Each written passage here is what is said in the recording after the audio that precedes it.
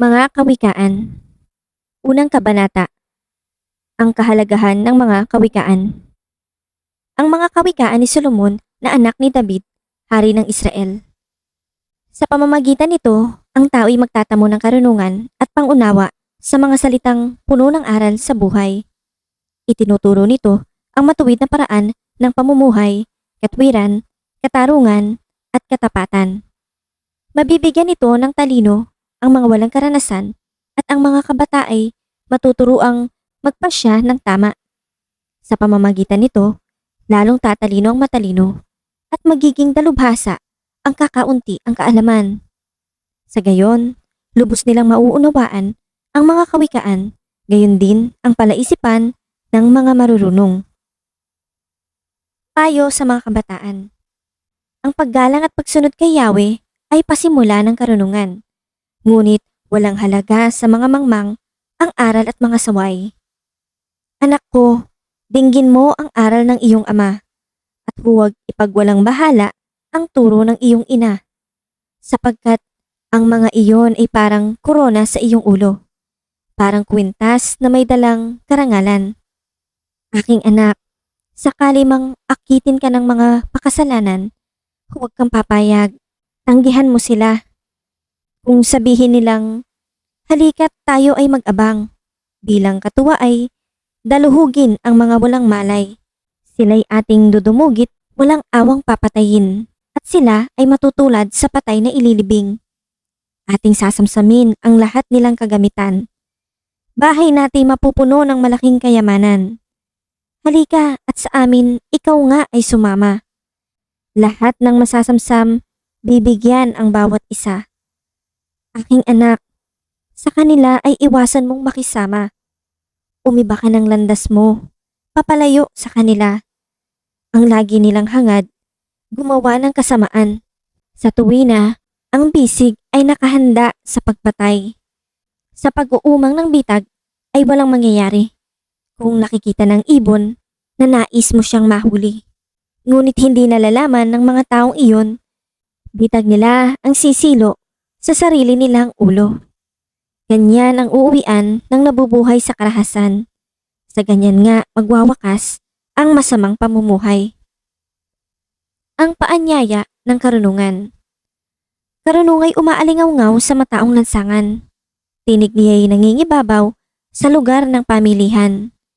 Ito'y lumalampas sa mataas na mga muog. Ang ugong niya'y naririnig sa pintuan nitong lungsod. Taong mangmang, walang hustong kaalaman. Hanggang kailan ka tatagal sa aba mong kalagayan? Hanggang kailan ka mananatili sa iyong kamangmangan? Kailan mo pa iisiping maghanap ng kaalaman? Ang payo ko ay pakinggan nyo at dinggin ang aking pangaral. Sa inyo ang diwa ko at ang aking kaalaman. Patuloy nga itong mga panawagan ko sa inyo. Ngunit hindi ninyo pansin pati mga saway ko. Winawalang bahala ninyo ang aking mga payo. Ayaw ninyong bigyan pansin, paalala ko sa inyo. Dahil dito, kayo'y aking tatawanan kapag kayo'y napahamak, nasadlak sa kaguluhan. Kapag kayo ay hinampas ng bagyo nitong buhay, dinatnan ng kahirapan, ipo-ipo ang larawan. At kung datnan kayo ng hagpis at matinding dalamhati, sa araw na iyon ay di ko papakinggan ang inyong panawagan. Hahanapin ninyo ako, ngunit hindi masusumpungan. Pagkat itong karunungan ay di ninyo pinahalagahan, kay Yahweh ay hindi sumunod ng may kalakip na paggalang. Inyo pa ngang tinanggihan itong aking mga payo. Itinapong parang dumi itong paalala ko. Kaya nga, inyong aanihin ang bunga ng inyong gawa at kayo ay usigin ng inyong pagnanasang ubod sama. Katigasan ng ulo ang papatay sa mangmang. Sa dusa ay masasadlak sa kawalan ng kaalaman. Ngunit ang makinig sa akin, mananahan ng tiwasay, mabubuhay ng payapa, walang katatakutan. Ikalawang kabanata, ang kahalagahan ng karunungan. Aking anak, ang mga pangaral ko ay dinggin mo, at ang aking mga utos, ingatan nga at sundin mo. Ang pakinig mo'y ibaling sa wastong karunungan, at ito'y isipin ng iyong maunawaan. Pagsikapan mong hanapin ang tunay na kaalaman. Pangunaway pilitin mong makita at masumpungan.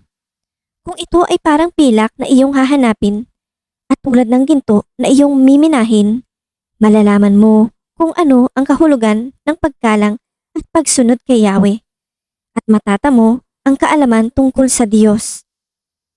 Sapagkat si Yahweh ang nagkakaloob ng karunungan. Sa bibig niya, ang kaalaman at unaway bumubukal. Bibigyan niya ng unawa ang matuwid ang pamumuhay.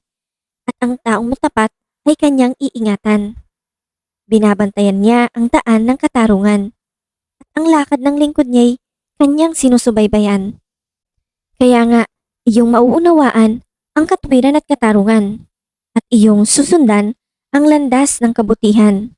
Lalawak ang karunungang matatanim sa isipan.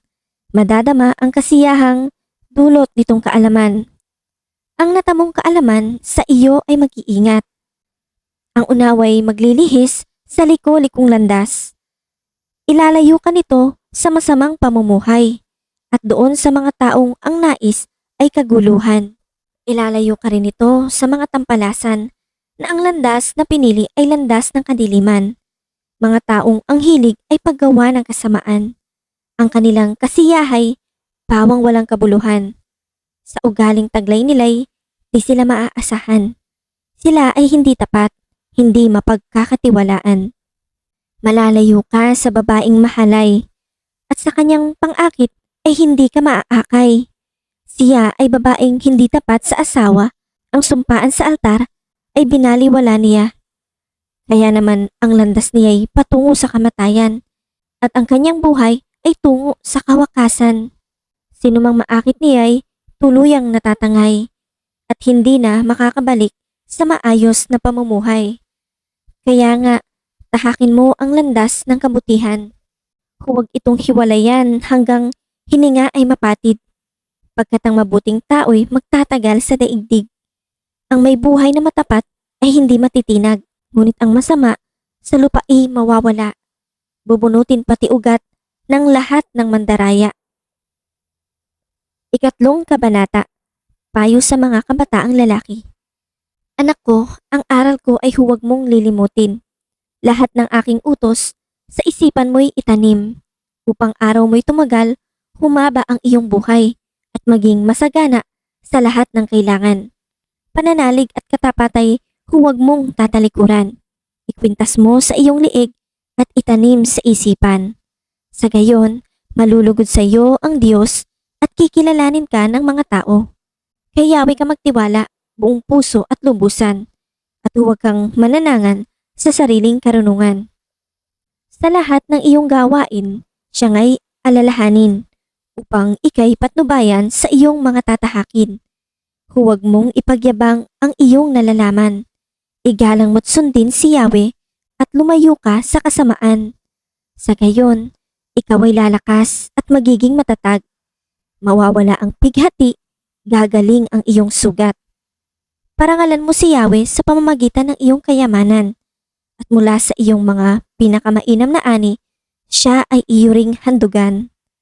Sa gayon, kamalig mo ay lagi ng aapaw. Sisidlan ng inumin ay hindi nga matutuyuan. Aking anak, ang saway ni Yahweh ay huwag mamaliitin at ang kanyang pagtutuwid ay huwag mong itatakwil. Pagkat lahat ng mahal niya'y itinatama ng daan, tulad ng anak na minamahal, sinasaway ng magulang. Mapalad ang isang taong nakasumpong ng karunungan at ang taong nagsisikap, unawa ay nagtatamo. Higit pa sa alak ang pakinabang dito at higit sa gintong lantay ang tubo nito. Sa alinmang alahas ay higit ang karunungan at walang kayamanang dito ay maipapantay. Mahabang buhay ang dulot ng kaalaman, may taglay na kayamanan at may bungang karangalan. Maaliwalas ang landas ng taong may kaalaman at puno ng kapayapaan ang lahat niyang araw. Mapalad nga ang taong may taglay na karunungan, para siyang punong kahoy na mabunga kailanman. Karunungan ang ginamit ni Yahweh sa paglikha ng daigdig. Sa pamamagitan ng talino, inayos niya ang buong langit. Dahil sa kaalaman niya'y umagos itong tubig. Pumapatak nga ang ulan mula doon sa langit. Ang matiwasay na pamumuhay. Aking anak, karunungan at inahon ay huwag mong iwawala. Huwag babayaang makaalpas sa isipan at gunita, pagkat dulot nito'y masagana at marangal na pamumuhay. At kung magkagayoy, lalakad kang matiwasay. Sa landas mo'y hindi ka matatalisod. Sa lahat ng iyong lakad, wala kang aalalahanin. At lahat ng pagtulog mo ay masarap at mahimbing. Kahit hampas nitong bagyo ay dumating ng biglaan, hindi ka mababagabag tulad ng mga mangmang. Pagkat tiwala kang si Yahweh ang kaagapay mo at di niya hahayaang sa bitag, ikay masilo. Ang kagandahang loob ay huwag ipagkait sa kapwa. Kung ikay may kakayahan na ito ay magawa. Kung mayroon ka ngayon ng kanyang kailangan, huwag nang sasabihing bumalik ka't bukas ibibigay. Huwag gagawa ng masama. Ang iyong kaibigan na sa iyo ay umaasa at may tiwalang lubusan. Huwag makipag-away ng walang sapat na dahilan kung hindi ka ginagawan ng anumang kasamaan. Huwag kang maiinggit sa taong marahas. Nilalakad man sa masama niyang landas, pagkat si Yahweh ay nasusuklam sa mga isipang baluktot, ngunit nalulugod siya sa taong sa kanya ay may takot. Ang sumpa ni Yahweh ay di lalayo sa masama, ngunit ang mga banal ay kanyang pinagpapala. Ang mga palaloy kanyang kinasusuklaman, ngunit kinaluluguran niya ang may mababang kalooban. Ang taong matalino'y magkakamit karangalan, ngunit puro kahihiyan ang aanhin ng mangmang. Ika-4 na kabanata. Ang payo ng mga magulang. Dinggin ninyo mga anak ang turo ng inyong ama. Sa inyo ang unawa kung laging diringgin siya. Pagkatiyak na mabuti itong aking sinasabi. Kaya't aking mga katuruan, huwag mong isantabi.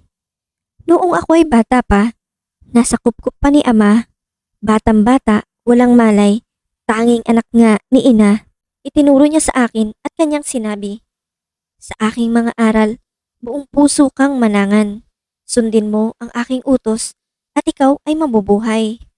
Salita ko'y huwag mong lilimutin o tatalikuran. Ang pangunawa at karunungan, sikaping makamtan. Huwag mo itong pabayaan at ikay kanyang iingatan. Huwag mo siyang iiwanan at ikay kanyang babantayan. Unahin mo sa lahat pagtuklas ng karunungan. Ito'y pilitin mong mata mo kahit gaano kamahal. Karunungay pahalagahan at ikay kanyang itataas. Bibigyan kang karangalan kapag iyong niyakap. Siya'y korona sa ulo, sakdal ganda, anong inam, at putong ng kalwalhatian sa iyong katauhan. Makinig ka aking anak, payo ko ay tanggapin. Lalawig ang iyong buhay, maraming taon ang bibilangin. Ika'y pinatnubayan ko sa daan ng karunungan. Itinuro ko sa iyo ang daan ng katuwiran. Hindi ka matatalisod sa lahat ng iyong hakbang. Magmabilis man ng lakad ay hindi ka mabubuwal. Panghawakan mo nga ito at huwag pabayaan. Ito ay ingatan mo pagkat siya'y iyong buhay. Ang daan ng kasamaan ay huwag mong lalakaran. At ang buhay ng masama, huwag mo ngang tutularan. Kasama ay iwasan mo, ni huwag lalapitan. Bagkus nga ay talikuran mo, tuntunin ang tamang daan. Sila'y hindi makatulog kapag di nakagawa ng masama at hindi matahimik kapag nasa'y dinagawa. Ang kanilang kinakain ay buhat sa kasamaan. Ang kanilang iniinom ay bunga ng karahasan. Ngunit ang daan ng matuwid parang bukang liwayway. Tumitindi ang liwanag habang ito'y nagtatagal. Ang daan ng masamay pusikit ng kadiliman ni hindi niya makita kung saan siya nabubuwal. Aking anak, salita ko ay pakinggan mong mabuti. Pakinig mo ay ikiling sa aking sinasabi. Huwag itong babayaang mawala sa paningin. Sa puso mo ay iukit ng mabuti at malalim. Pagkat itong kaalaman ay daan ng buhay. Nagbibigay kalusugat, kagalingan ng katawan. Ang puso mo'y ingatang mabuti at alagaan. Pagkat iyan ang siyang bukal ng buhay mong tinataglay. Ilayo mo sa iyong bibig ang salitang mahahalay. Ilayo mo ang mga labi sa kasinungalingan. Palaging sa hinaharap ang pukol ng iyong tanaw. Ituon ang iyong pansin sa iyong patutunguhan. Siyasatin mong mabuti ang landas na lalakaran. Sa gayon, ang lakad mo ay laging matiwasay. Huwag kang liliko sa kaliwa o sa kanan. Humakbang ng palayo sa lahat ng kasamaan. Ikalimang kabanata. Babala laban sa pangangalunya. Aking anak, karunungay pakinggan mong mabuti. Pakinig mo ay ikiling sa aking sinasabi. Sa gayoy, magagawa mo ang mabuting pagpapasya at ang bawat sabihin mo'y kaalaman ang ibabadya. Pagkat labi ng haliparot ay sintamis nitong pulot at ang kanyang mga halik, kasiyahan nga ang dulot. Ngunit pagkatapos mong magpasasa sa alindog, hapdi, kirot ang kapalit ng kaunti niyang lugod. Ang kanyang mga hakbang ay tungo sa kamatayan. Daigdig ng mga patay ang landas na hahantungan. Pagkat di niya siniyasat, daang patungo sa buhay. Ang daan niya'y liku-liko, ni hindi niya ito nalalaman. Kaya nga, aking anak, sa akin ay makinig. Huwag lilimutin salita ng aking bibig. Lumayo ka sa babaeng masama ang pamumuhay. Ni huwag kang lalapit sa pinto ng kanyang bahay. Baka dangal mo'y sirain at angkinin pa ng iba. Sa kamay ng masasama ay mamamatay kang maaga. Ang yaman mo'y uubusin ng taong di mo kilala. Mga pinagpaguran mo, makikinabang ay iba. Kung magkagayon, wakas mo ay anong saklap. Walang matitira sa iyo, kundi butot balat.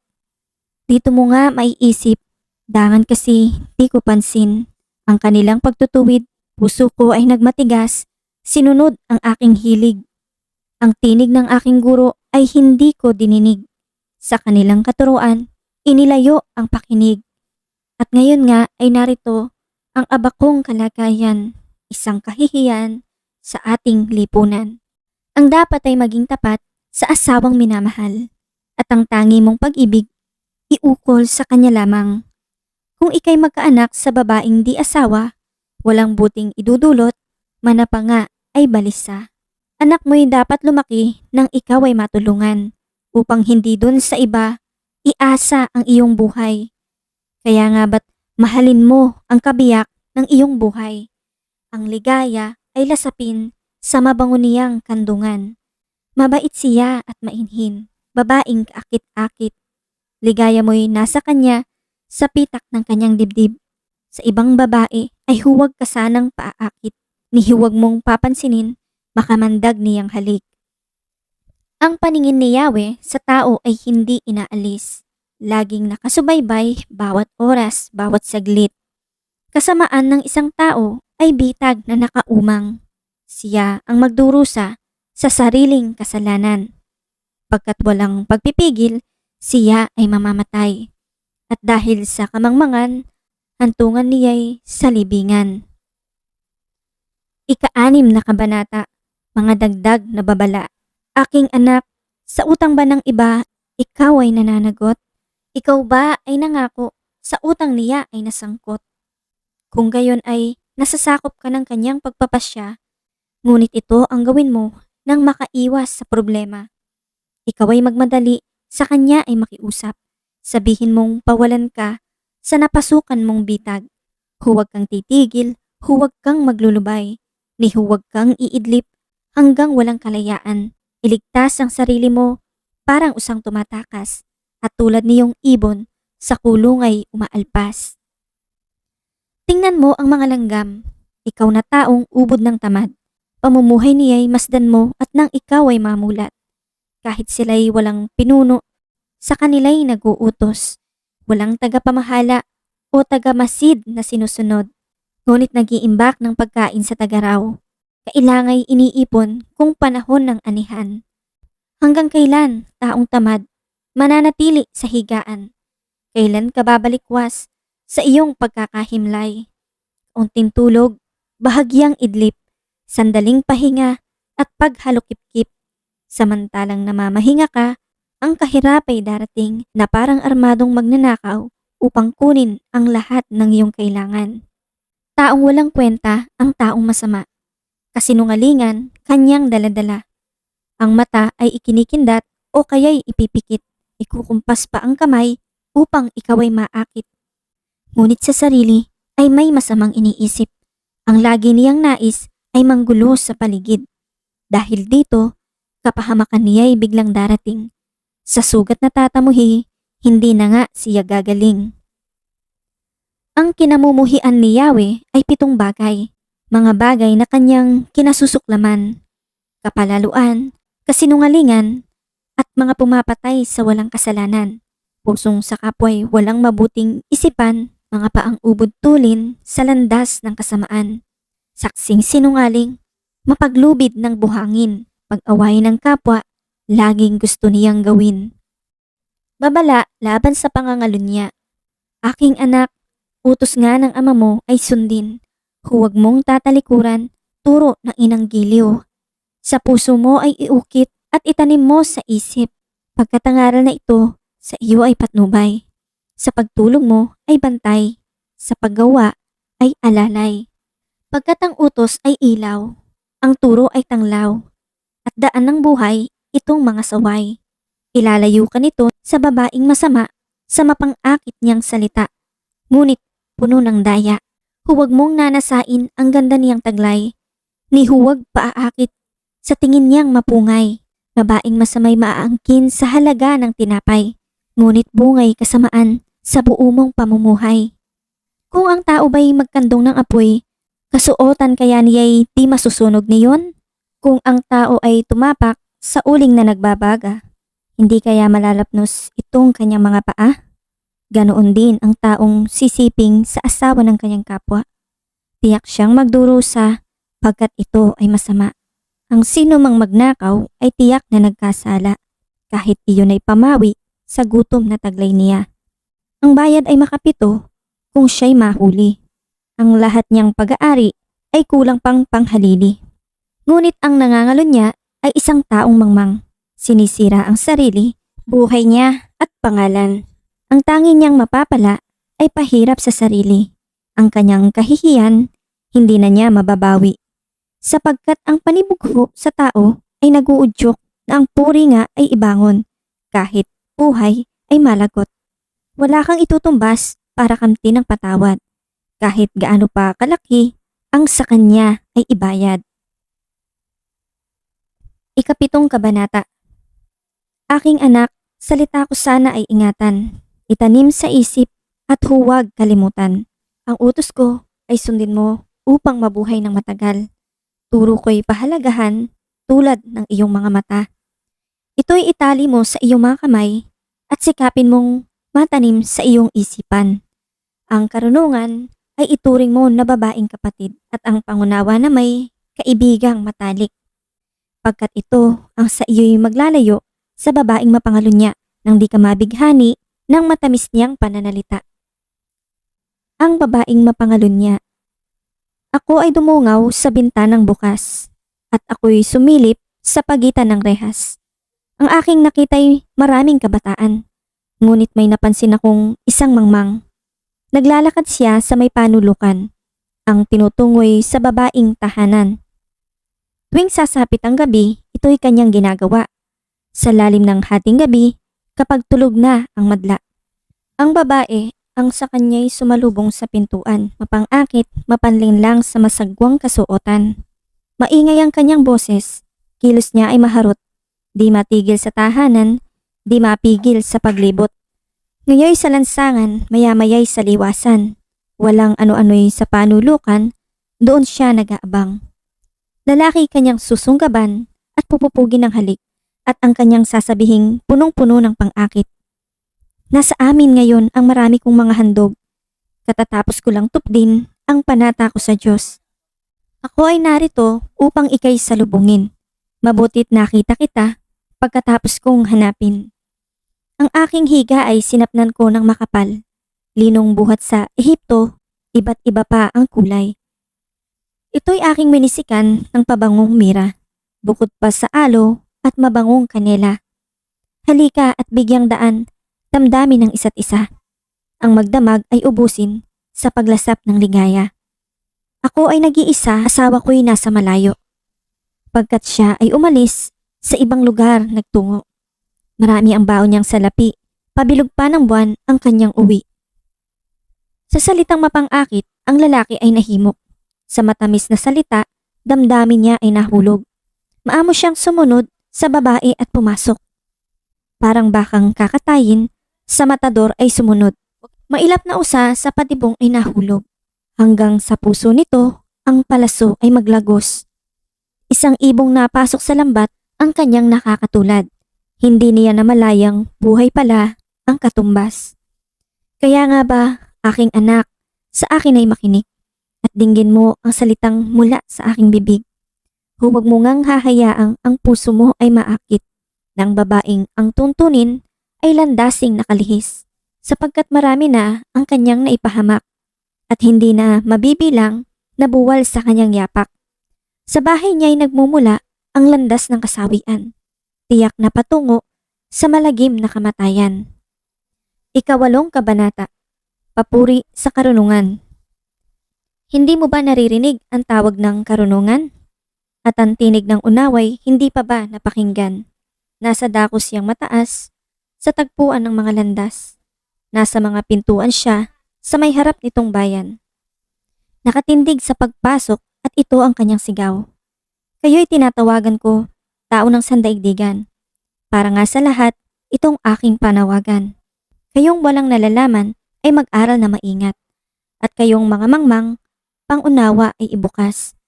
Salita ko ay pakinggan pagkat ito'y mahalaga. Bumubukal sa labi ko ay salitang magaganda. Pawang katotohanan, itong akin bibigkasin. At ako ay nasusuklam sa lahat ng sinungaling. Itong sasabihin ko ay pawang matuwid. Lahat ay totoo. Wala akong pinilipit. Ito'y maliwanag sa kanya na may unawa. At sa marurunong, ito ay pawang tama. Payo ko'y pahalagahan ng higit pa sa pilak. At ang dunong sa ginto ay huwag sanang itutumbas. Pagkat akong karunungan ay mahigit pa sa hiyas. Anumang kayamanan ay hindi maitutumbas. Ako ay nagbibigay ng talas ng kaisipan. Itinuturo ko ang landas ng hinahot karunungan. Ang paggalang at pagsunod kay Yahweh ay naglalayo sa kasamaan. Ako ay namumuhi sa lahat ng kalikuan, sa salitang baluktot at sa diwang kayabangan. Mayroon akong lakas at taglay na kakayahan. Ganoon din naman, unawat kapangyarihan. Dahil sa akin, ang hari na kapamamahala. Nagagawa ng mga pinuno ang utos na siyang tama. Talino ng punong bayan ay sa akin nagmumula. Ako rin ang dahilan, dangal nila't pagkadakila. Mahal ko silang lahat na sa akin nagmamahal. Kapag hinanap ako ng masikap, tiyak na masusumpungan. Ang yaman at karangalan ay aking tinataglay. Kayamanang walang maliw, kasaganaan sa buhay. Ang bunga ko ay higit pa sa gintong dinalisay. Mataas pa kaysa pilak ang halagang tinataglay. Ang landas kong dinaraanan ay daan ng katuwiran. Ang aking tinatahak ay landas ng katarungan. Ang sa akin nagmamahal, binibigyan ko ng yaman. Aking pinupuno ang kanilang mga sisidlan. Sa lahat ng nilikha ni Yahweh, ako ang siyang una. Noong una pang panahon, ako ay nalikha na. Matagal ng panahon, nang anyo aniya ako. Bago pa nalikha at naanyo itong mundo. Wala pa ang mga dagat nang ako'y lumitaw. Wala pa ang mga bukal ng tubig na malilinaw. Wala pa ang burol, ganoon din ang mga bundok. Nang ako ay isilang dito sa sansinukob. Ako muna ang nilikha bago ang lupa at bukid. Nauna pa sa alabok at sa lupang daigdig. Nang likhain ang mga langit, ako ay naroon na. Maging ang mga hangganan ng langit at lupa'y italaga. Naroon na rin ako nang ang ulap ay ilagay at ng kanyang palitawin ang bukal sa kalaliman. Nang ilagay niya ang hangganan nitong dagat. Nang ang patibayan ng mundo ay ilagay at itatag. Ako'y lagi niyang kasama at katulong sa gawain. Ako ay ligaya niya at sa akin siya'y aliw. Ako ay nagtiwang ng daigdig ay matapos. Dahil sa sangkatauhan, Ligaya ko ay nalubos. At ngayon, aking anak, ako nga ay pakinggan. Sundin ang payo ko't liligaya iyong buhay. Upang maging matalino, ang turo ko ay dinggin mo. Huwag mong pababayaan, ni lalayuan ito. Mapalad ang taong sa akin ay nakikinig. Sa akin ay nag-aabang at palaging nakatitig. Pagkat ang makasumpong sa akin ay nakasumpong ng buhay. At ang kalooban ni Yahweh ay kanyang nakakamtan. Ngunit ang di makasumpong sa akin, sarili ang sinasaktan. Ang napupuot sa akin, iniibig ang kamatayan. Ika-9 na kabanata, ang karunungan at ang kahangalan. Gumawa na ng tahanan itong karunungan na itinayo niya sa 7 patibayan. Nagpatay siya ng hayop, nagtimpla ng inumin. Ang mesa ay inihanda, punong-puno ng pagkain. Katulong ay isinugo sa gitna nitong bayan upang lahat ay abutin ng ganitong panawagan. Ang kulang sa kaalaman, dito ngayon ay lumapit sa mga mangmang ay ganito ang sinambit. Halikayo't inyong kainin ang pagkain ko at tunggain ang inuming inilaan ko sa inyo. Lisanin ang kamangmangan upang kayo'y mabuhay at ang landas ng unawa ang tahakin at daanan. Ang pumupuna sa mapangutya ay nag-aani ng pagdusta. Ang nagtutuwid sa masamay, nagkakamit ng alipusta. Punahin mo ang mapangutya at magagalit pa sa iyo. Ngunit payuhan mo ang matalino at iibigin ka nito. Matalino'y turuan mo't lalo siyang tatalino. Ang matuwid ay aralan, lalago ang dunong nito. Ang paggalang at pagsunod kay Yahweh ay pasimula ng karunungan. Ang pagkilala sa banal na Diyos ay may dulot na kaalaman. Sa pamamagitan ko, hahaba ang iyong mga araw. Dahil sa akin, lalawig ang iyong buhay. Kung mayroon kang karunungan, mayroon kang pakinabang. Ngunit ikay magdurusa kapag siya'y tinanggihan. Ang nakakatulad nitong taong mangmang, babaeng magaslaw at walang kahihiyan. Lagi siyang naroon sa pinto ng kanyang bahay o sa lantad na bahagi ng lansangan nitong bayan. Bawat taong nagdaraan na kanyang masulyapan ay pilit na tatawagin at kanyang aanyayahan. Lapit dito, kayong lahat na kulang sa kaalaman. Kanya namang sinasabi sa mga mangmang. Tubig na ninakaw ay ubod ng tamis. Tinapay na nakaw, masarap na labis. Hindi alam ng biktimang wakas niyo'y kamatayan at lahat ng pumasok dooy naroon na sa libingan. Ika-10 kabanata, ang mga kawikaan ni Solomon. Ang matalinong anak ay ligaya ng magulang, ngunit tinik sa dibdib ang anak na mangmang. Ang yamang buhat sa masama ay di pakikinabangan, ngunit ang katuwiran ay maglalayo sa kamatayan. Ang matuwid ay binibigyan ni Yahweh ng kasiyahan, ngunit ang masamay kanyang ginugutom naman. Ang kamay na tamad ay tiyak na magdarahop, ngunit magbubunton ng yaman ang kamay na masinop. Ang nag-iimbak kung tagaraw ay nagpapakilala ng katalinuhan, ngunit ang natutulog kung anihan ay nag-iipon ng kahihiyan. Ang matuwid ay mag-aani ng pagpapalat kabutihan, ngunit ang bibig ng masama ay nagtatakip ng karahasan. Ang alaala ng matuwid mananatili kailanman, ngunit pangalan ng masama ay tiyak na mapaparam. Magandang payo'y tinatanggap ng pusong may unawa, ngunit kapahamakan ang wakas ng mangmang na masalita. Ang namumuhay ng tapat ay pagpinaghaharian ng kapayapaan, ngunit ang may likong landas ay malalantad balang araw. Ang malilikot na mata ay lagi sa kaguluhan, at ang bibig na maluwang hahantong sa kapahamakan. Ang bibig ng matuwid ay bukal ng buhay, ngunit labi ng masama ay nagtatakip ng karahasan. Sari-saring kaguluhan ang bunga ng kapuotan, ngunit ang pag-ibig ay pumapawi sa lahat ng kasalanan. Sa labi ng may unawa, matatagpuan ang karunungan, ngunit sa likod ng isang mangmang, pamalo ang kailangan. Ang taong matalino'y nag-iimpok ng karunungan, ngunit ang salita ng mangmang ay nagdadala ng kapahamakan. Ang kayamanan ng mayamay, matibay niyang tanggulan, ngunit ang kahirapan ng yagit ay kanyang kapahamakan. Ang kinikita ng matuwid ay nagbibigay buhay, ngunit ang sama-sama winawaldas sa kasamaan. Ang nakikinig sa payo ay nasa daan ng buhay, Ngunit ang ayaw sumunod ay tungo sa pagkaligaw. Ang nagtatanim ng puot ay puno ng kasinungalingan. Ang naninira sa kanyang kapwa ay isang taong mangmang. Ang taong masalita ay malapit sa pagkakasala. Ngunit ang nagpipigil ng dila ay dunong ang pakilala. Ang dila ng matuwid ay tulad ng pilak na mahalaga. Ngunit ang puso ng mangmang ay basura ang kagaya. Ang labi ng matuwid sa marami ay pakinabang. Ngunit ang mangmang ay namamatay ng walang karunungan. Ang pagpapala ni Yahweh ay kayamanan na walang kasamang kabalisahan. Ang paggawa ng kasalanan ay kasiyahan ng masama. Ngunit ang mabuting asal, kasiyahan ng may unawa. Ang kinatatakutan ng masama ay magaganap sa kanya. Ngunit ang hangarin ng matubid ay matatamo niya.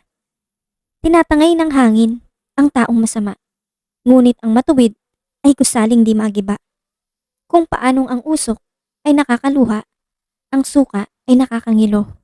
Gayon ang tamad na alipin sa kanilang mga amo. Ang paggalang at pagsunod kay Yahweh ay nagpapahaba ng buhay. Ngunit ang mga araw ng masama ay di magtatagal. Ang pag-asa ng matuwid ay may magandang kahinatnan. Ngunit ang pag-asa ng masama, ang dulot ay kabiguan. Si Yahweh ang kanlungan ng mga taong matuwid. Ngunit kaaway sila ng taong masama ang hilig.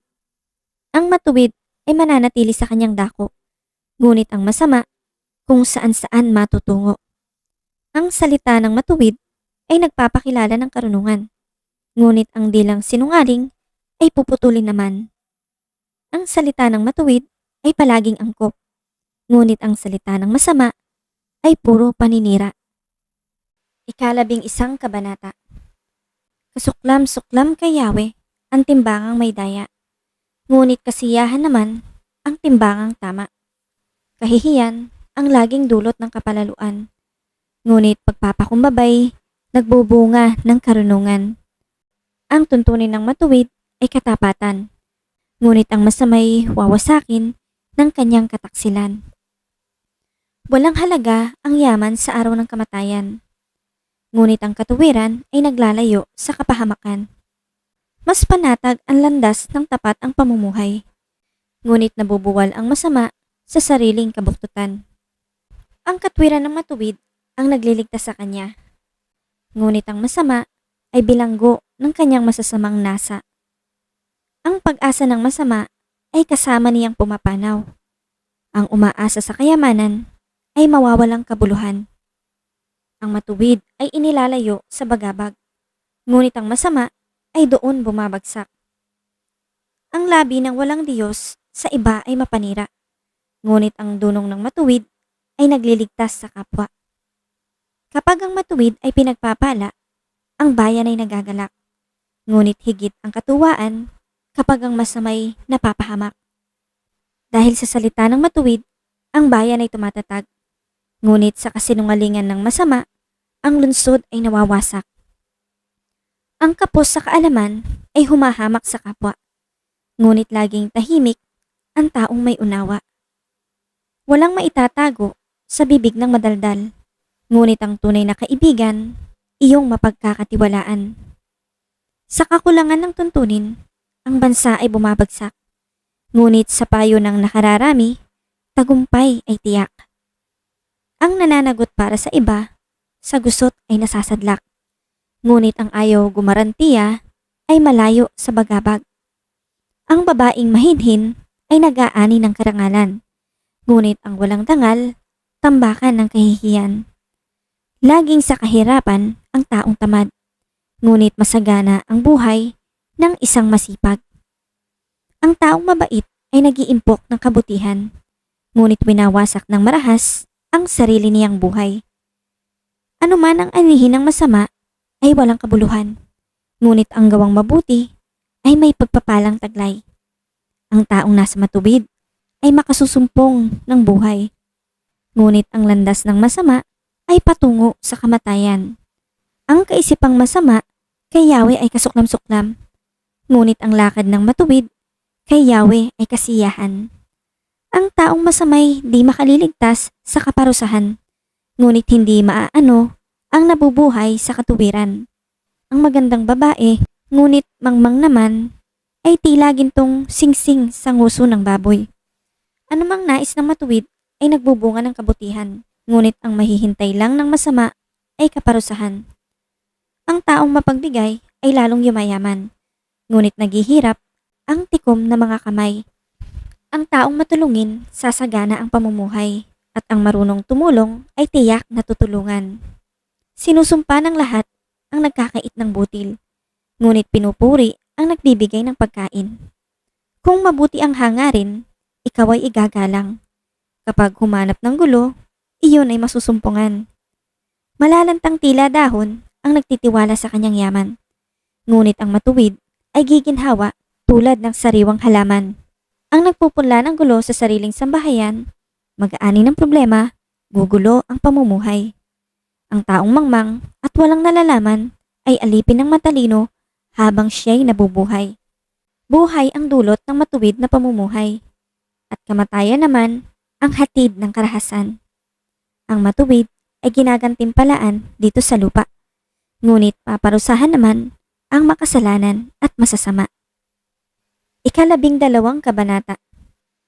Ang taong may unawa ay tumatanggap ng payo, ngunit ayaw mapaalalahanan ang matigas ang ulo. Si Yahweh ay nalulugod sa taong matuwid, ngunit sa masasama, siya ay nagagalit. Ang makasalanan ay hindi mapapanatag, ngunit ang matuwid ay hindi matitinag. Ang mabuting babae ay karangalan ng asawa, ngunit kanser sa buto ang masamang asawa. Ang taong matuwid ay mabuting makiharap, ngunit ang masama ay bihira lang magtapat. Pumapatay ng lihim ang mga pangungusap ng masama, ngunit ang salita ng matuwid ay nagliligtas sa kapwa. Ang masama ay lubusang mapaparam at di na magbabalik, ngunit ang sambahayan ng matuwid mananatiling nakatindig.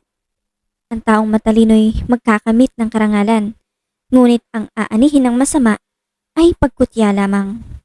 Ang maralitang nagsisikap ay mabuting dihamak kaysa nagkukunwang mayaman, ngunit sa gutom nakasadlak. Kahit sa kanyang mga hayop, ang matuwid ay mabait, ngunit ang masama kahit kanino ay sadyang mabagsik. Ang taong masipag ay sagana sa lahat, ngunit ang isang hangal sa yaman ay salat. Ang nais ng masama ay puro kasamaan, ngunit ang tungtungan ng matuwid ay hindi magmamaliw.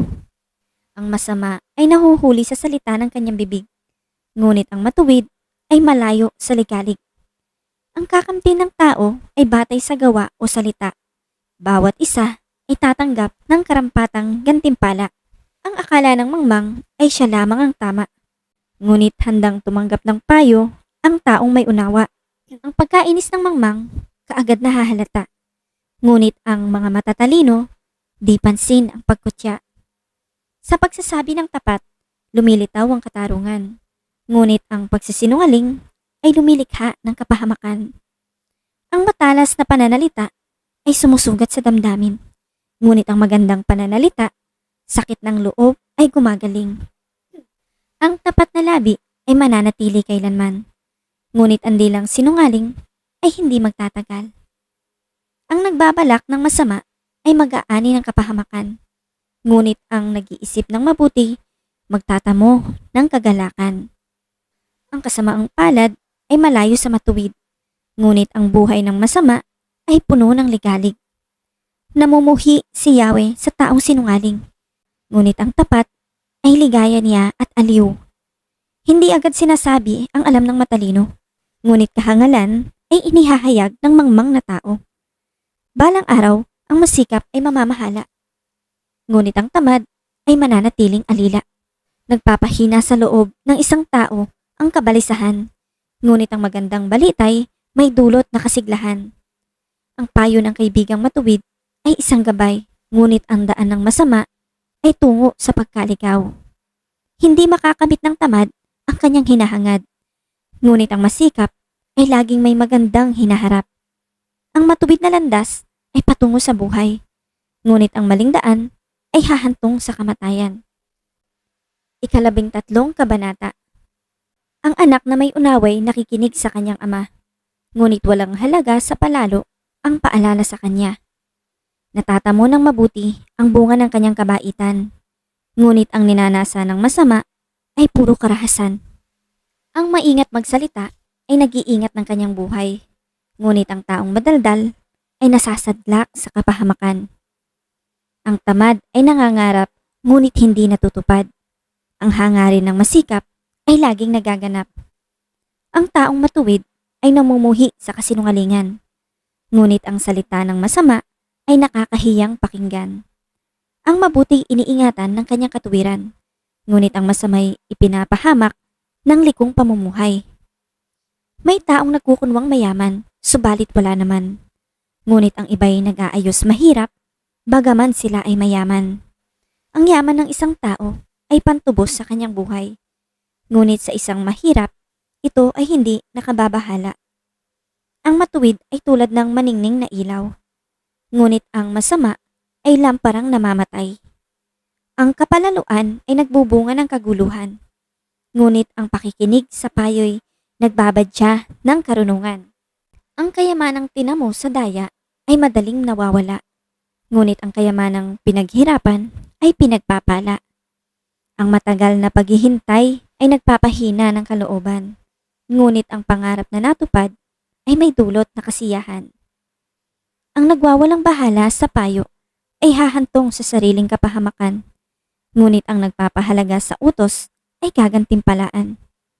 Ang mga turo ng matalino ay bukal ng buhay. Ito ay naglalayo sa bitag ng kamatayan. Ang katalinuhan ay umaani ng paggalang, ngunit ang kataksilan ay naghahatid sa kapahamakan. Ang katalinuhan ng isang tao'y nakikita sa kanyang gawa. Sa kilos ay nakikilala ang taong walang unawa. Ang masamang tagapagbalita ay lumilikha ng kaguluhan, ngunit ang mabuting tagapamagitan ay lumulutas ng alitan. Kahihiya ng kasasadlakan ng hindi nakikinig sa saway, ngunit ang tumatanggap ng payo ay mag-aani ng karangalan. Ang pangarap na natupad ay may dulot na ligaya, ngunit ayaw iwan ng masama ang kasamaan niya. Ang nakikisama sa may unawa ay magiging matalino, ngunit ang kasama ng mangmang ay masusuong sa gulo. Ang hinaharap ng masama ay kahirapan sa buhay, ngunit sagana ang pagpapalang sa matuwid ay naghihintay. Ang matuwid ay nagiiwan ng pamana hanggang sa kaapu-apuhan, at sa matuwid na uuwi ang naipon ng isang makasalanan. Ang bukid ng mahihirap may pangakong kasaganaan, ngunit ito'y nasasayang dahil sa kawalan ng katarungan. Mapagmahal na magulang, anak ay dinidisiplina. Anak na di napapalo, hindi mahal ng magulang. Ang matuwid ay sagana sa lahat ng kailangan, ngunit ang masama ay palagi namang nagkukulang. 14 na kabanata. Ang matalinong babae ay nagtatatag ng kanyang bahay, ngunit winawasak ng isang mangmang ang sariling tahanan. Ang gumagalang at sumusunod kay Yahweh ay lumalakad sa katwiran, ngunit ang nagwawalang bahala sa kanya ay nasa likong daan. Ang bawat salita ng mangmang ay may katumbas na parusa, kaya ang matalino'y nag-iingat sa mga salita niya. Kung saan walang baka, ang kamalig ay walang laman. Datapwat sa maraming baka, sagana ang anihan. Ang tapat na saksi hindi magsisinungaling, ngunit pawang kabulaanan ang sasaksing sinungaling. Ang mangmang ay nag-aaral pero hindi matuto, ngunit madaling maturuan ang taong may talino. Iwasan mong makisama sa mga taong mangmang, pagkat sa kanila ay wala kang mapupulot na kaalaman. Nalalaman ng matalino ang kanyang ginagawa, ngunit ang mangmang ay inaakay ng mali niyang gawa. Kinukutya ng mga banal ang handog na pambayad sa kasalanan, ngunit nalalasap ng matuwid ang mabuting kalooban. Walang makikihati sa kabiguan ng tao, gayon din naman sa ligayang nadarama nito. Ang buhay ng masama ay sadyang mawawasak, ngunit ang tolda ng matuwid ay hindi babagsak. May daang matuwid sa tingin ng tao, ngunit kamatayan ang dulo nito. Sa gitna ng ligaya, maaring dumating ang kalungkutan, ngunit ang kaligayahay maaaring magwakas sa panambitan. Pagbabayaran ng tao ang liko niyang pamumuhay, ngunit ang gawa ng matuwid ay gagantimpalaan. Pinaniniwalaan ng mangmang ang lahat niyang mapakinggan, ngunit sinisiyasat ng may unawa ang kanyang pupuntahan. Ang taong may unawa ay lumalayo sa kasamaan, ngunit ang mangmang ay napapahamak dahil sa kapabayaan. Ang taong mainit ang ulo ay nakakagawa ng di marapat, ngunit ang mahinahon ay lagi nang nag-iingat. Ang taong hangal ay nag-aani ng kamangmangan, ngunit ang matalino'y nagkakamit ng karunungan. Ang makasalanan ay gumagalang sa mabuting tao at makikiusap na siya'y tulungan nito. Ang taong mahirap kadalas ay tinatalikuran, ngunit ang mayaman ay maraming kaibigan. Ang humahamak sa kapwa ay gumagawa ng masama, ngunit ang matulungin, ligaya ang tinatamasa.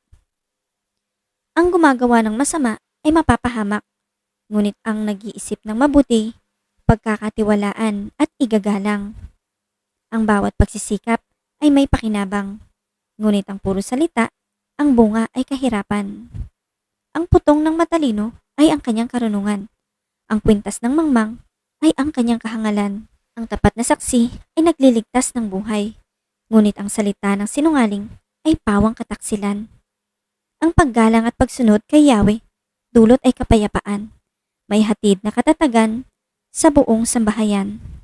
Ang paggalang at pagsunod kay Yahweh ay bukal ng buhay, at ang taong mayroon nito'y malayo sa bitag ng kamatayan. Ang karangalan ng hari ay nasa dami ng nasasakupan, ngunit walang kabuluhan ang pinunong walang tauhan. Ang hinahon ay nagpapakilala ng kaunawaan, ngunit ang madaling pagkagalit ay tanda ng kamangmangan. Ang isip na tiwasay ay nagpapahaba ng buhay, ngunit ang kapusukan ay nagbibigay ng kapahamakan. Ang umaapi sa mahirap ay humahamak sa may kapal, ngunit ang matulungi nagdudulot ng karangalan. Ang masama ay ibinabagsak ng sariling kasamaan, ngunit ang kanlungan ng matuwid ay ang kanyang kabutihan. Sa isip na may unawa, ang nananahan ay karunungan, ngunit ang mangmang ay walang kaalaman. Ang katuwiran ay nagpapadakila sa isang bayan, ngunit ang kasalanan naman ay nagdudulot ng kahihiyan. Sa matalinong alipin, ang amo ay nalulugod, ngunit sa utosang walang isip, siya ay napupuot. 15 kabanata. Ang malumanay na sagot, nakapapawi ng galit, ngunit sa tugong marahas, puot ay hindi nawawaglit. Ang dila ng may unawa ay nagbubunga ng kaalaman, ngunit ang bibig ng mangmang ay bukal ng kahangalan. Ang paningin ni Yahweh ay nakatuon sa lahat ng lugar. Ang masama at mabuti ay pawang minamasdan. Ang magiliw na salita ay nagpapasigla sa buhay, ngunit ang matalas na pangungusap ay masakit sa kalooban. Di pansin ng mangmang ang turo ng kanyang ama, ngunit dinirinig ng may isip ang paalala sa kanya. Ang tahanan ng matuwid ay puno ng kayamanan, ngunit ang masama ay nagkukulang sa lahat niyang kailangan. Ang labi ng may unawa ay nagkakalat ng karunungan, ngunit hindi ganoon ang hangad ng isang mangmang. Kasuklam-suklam kay Yahweh ang handog ng masama, ngunit sa panalangin ng matuwid, siya ay natutuwa. Sa gawaing masama, si Yahweh ay namumuhi, ngunit kanyang minamahal ang sa katwiran lumalagi. Ang gumagawa ng masama ay tatanggap ng parusa, at tiyak na mamamatay ang ayaw ng paalala. Kung paanong ang daigdig ng mga patay ay hayag kay Yahweh, ang laman ng puso sa kanya'y di maikukubli. Ayaw mapagsasabihan ang mga palalo, at sa matatalino'y di hihingi ng payo. Ang taong masayahin ay laging nakangiti, ngunit ang may lumbay ay wari bang nakangiwi. Ang taong may unawa ay naghahangad pa ng karunungan, ngunit ang mangmang ay nasisiyan na sa kanyang kahangalan. Lahat ng araw ng mahirap ay puno ng pakikibaka, ngunit ang masayahin saganang piging ang kagaya. Ang mahirap na gumagalang at sumusunod kay Yahweh ay mas mainam kaysa mayamang panahihirap naman ang kalooban. Mas masarap ang isang plato ng gulay na inihaing may pag-ibig kaysa isang matabang baka na inihaing may galit. Ang mainit na ulo ay humahantong sa alitan, ngunit pumapayapa sa kaguluhan ang mahinahong isipan.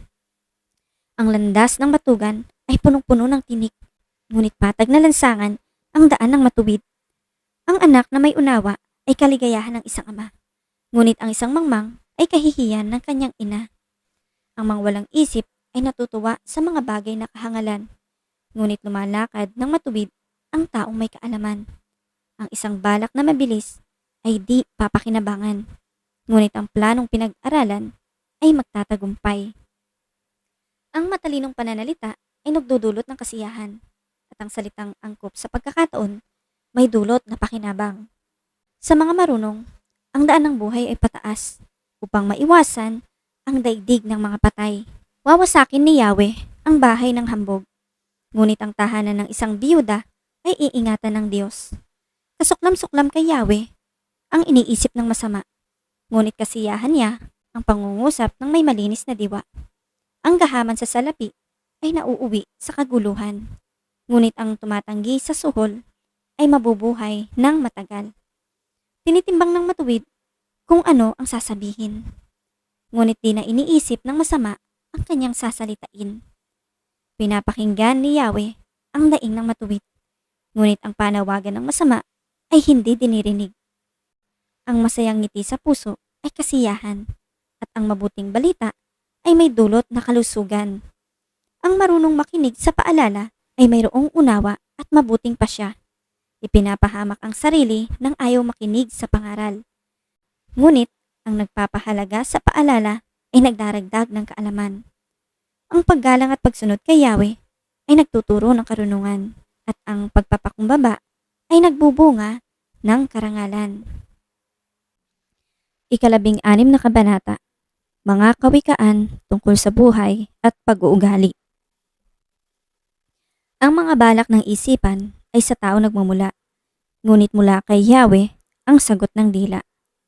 Ang akala ng tao ay tama ang kanyang kilos, ngunit sa tunay niyang layon, si Yahweh ang nakakatalos. Ipagkatiwala mo kay Yahweh ang iyong mga gagawin, at magtatagumpay ka sa lahat ng iyong layunin. Lahat ng nilalang ni Yahweh ay mayroong kadahilanan, at ang masasama, kaparusahan ang kahihinatnan. Kinamumuhian ni Yahweh ang lahat ng mayayabang, at sila'y tiyak na paparusahan. Katapatan kay Yahweh, bunga ay kapatawaran. Ang sa kanya'y gumagalang at sumusunod, malayo sa kasamaan. Kung ang buhay ng tao ay kalugod-lugod kay Yahweh, maging ang mga kalaban sa kanya'y makikipagbati. Ang maliit na halaga buhat sa mabuting paraan ay higit na mabuti sa yamang buhat sa kasamaan. Ang tao ang nagbabalak, ngunit si Yahweh ang nagpapatupad. Ang bibig ng hari ay bukal ng mga pasyang kinasihan, hindi siya namamali sa lahat niyang kahatulan. Ang nais ni Yahweh ay tamang timbangan, at sa negosyo ay katapatan. Di dapat tulutan ng isang hari ang gawang kasamaan, pagkat ang katatagan ng pamamahala ay nasa katarungan. Ang nais pakinggan ng hari ay ang katotohanan, at ang nagsasabi nito ay kanyang kinalulugdan. Sinisikap ng matalino na masiyahan ang kanyang hari. Kapag nagalit ang hari, may buhay na masasawi. Ang kagandahang loob ng hari ay parang ulap na makapal. May dalang ulan, may taglay na buhay. Higit na mainam sa ginto ang magkaroon ng karunungan, at higit kaysa pilak ang magtaglay ng pangunawa. Ang landas ng matuwid ay palayo sa kasamaan. Ang maingat sa paglakad ay nag-iingat ng kanyang buhay. Ang kapalalo ay humahantong sa pagkawasak, at ang mapagmataas na isipan ay ibabagsak. Higit na mabuti ang mapagpakumbaba kahit na mahirap, kaysa makihati sa yaman ng mapagmataas. Ang sumusunod sa payo ay mananagana, at mapalad ang taong kay Yahweh ay nagtitiwala. Ang matalinong tao ay nakikilala sa kanyang pangunawa. Ang matamis niyang pangungusap ay panghikayat sa iba. Ang karunungan ay bukal ng buhay para sa matalino, ngunit mahirap maturuan ang mangmang na tao. Iniisip ng matalino ang kanyang sasabihin, kaya naman ang kausap ay madali niyang akitin. Kaaya-ayang salita ay parang pulot-pukyutan, matamis sa panlasa, pampalusog ng katawan. May daang matuwid sa tingin ng tao, ngunit kamatayan ang dulo nito. Dahil sa pagkain, ang tao'y nagsisikap upang ang gutom ay bigyan ng lunas. Ang laman ng isip ng tampalasan ay puro kasamaan. Ang kanyang mga labi ay parang nakakapasong apoy. Ang taong baluktot ang isipan ay naghahasik ng kaguluhan at sinisira naman ng tsismis ang magandang samahan. Tinutukso ng taong liko ang kanyang kapwa at ibinubuyo sa landas na masama.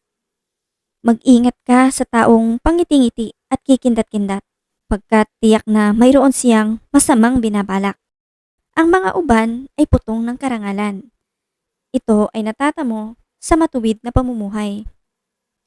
Higit na mabuti ang tiyaga kaysa kapangyarihan at ang pagsupil sa sarili kaysa pagsakop sa mga bayan. Isinasagawa ng tao ang palabunutan, ngunit si Yahweh lang ang huling kapasyahan. 17 kabanata. Kahit tinapay ang kinakain, ngunit may kapayapaan, mabuting di hamak, kaysa malaki, ngunit magulong handaan. Ang tusong alipin ay makakahati pa sa mamanahin ng anak ng kanyang amo kung ito'y inutil. Dinadalisay sa apoy ang ginto at pilak, ngunit sa puso ng tao'y si Yahweh ang sumisiyasat. Ang taong masama ay nakikinig sa payo ng masama, at ang sinungaling ay sumusunod sa baluktot na dila. Ang nanlalait sa mahirap ay humahamak sa may kapal, at ang nagagalak sa kapahamakan ng iba'y mayroon ding pananagutan. Ang mga apo ay putong ng katandaan. Ang karangalan ng mga anak ang kanilang magulang. Ang pinong pananalita ay di mahahanap sa mangmang, ni ang kasinungalingan sa taong marangal. Sa paniwala ng iba, ang suhol ay parang salamangka, kaya lahat ay makukuha kung may pansuhol ka. Ang pagpapatawad sa kapwa ay nagpapasarap ng samahan, ngunit ang pagkakalat ng kahinaan ay sumisira ng pagkakaibigan. Ang matalino'y natututo sa isang salita, ngunit ang mangmang ay hindi hampasin mang walang awa. Ang nais ng masamay paghihimagsik, kaya ipadadala sa kanya'y isang sugong malupit. Mabuti pang harapin ang inahing osong inagawa ng anak, kaysa kausapin ang isang mangmang na lublob sa kahangalan. Kapag masama ang iginanti sa mabuting ginawa, ang kapahamakan sa buhay ay di mawawala. Ang simula ng kaguluhay parang butas sa isang dike na dapat ay sarhan bago ito lumaki. Ang humahatol sa walang kasalanan at ang umaayon sa kasamaan kay Yahweh ay kapwa kasuklam-suklam. Walang katuturan ang gumugol para sa pag-aaral ng isang taong pumili na siya'y maging mangmang. Ang kaibigan ay nagmamahal sa lahat ng panahon at sa oras ng kagipit ay kapatid na tumutulong. Ang mangangakong magbayad para sa utang ng iba, kamangmangang maituturing ang kanyang ginagawa. Ang umiibig sa kaguluhan ay umiibig sa kasalanan at ang mayayabang ay naghahanap ng kapahamakan. Ang masamang isipan ay hindi uunlad. Ang sinungaling aabot sa kasawi ang palad. Ang mga magulang ng anak na mangmang, sakit sa damdamin ang nararanasan. Ang pagkamasiyahin ay mabuti sa katawan at ang malungkuti unti-unting namamatay. Ang katarungan ay hindi nakakamtan. Kung itong masama, suhol ay patulan. Karunungan ang pangarap ng taong may unawa, ngunit ang isip ng mangmang ay pagala-gala. Ang hangal na anak ay problema ng kanyang ama at pabigat sa damdamin ng kanyang ina. Ang pagpaparusa sa matuwid ay hindi makatuwiran. Maging ang pagpapahirap sa taong buhay ay marangal. Nagtataglay ng kaalaman ang maingat magsalita. Ang mahinahon ay taong may pagkaunawa. Ang mangmang na hindi madaldal ay iisiping marunong kung hindi siya masalita at ang bibig ay laging tikom. 18 kabanata. Ang taong makasarili ay humihiwalay sa karamihan at salungat sa lahat ng tamang isipan. Walang saysay sa mangmang ang lahat ng bagay. Ang nais lang niya'y ipakitang siya'y may alam. Pagsipot ng kasamaan, kasunod ay kahihiyan. Kapag nawala ang karangalan, kapalit ay kadustaan.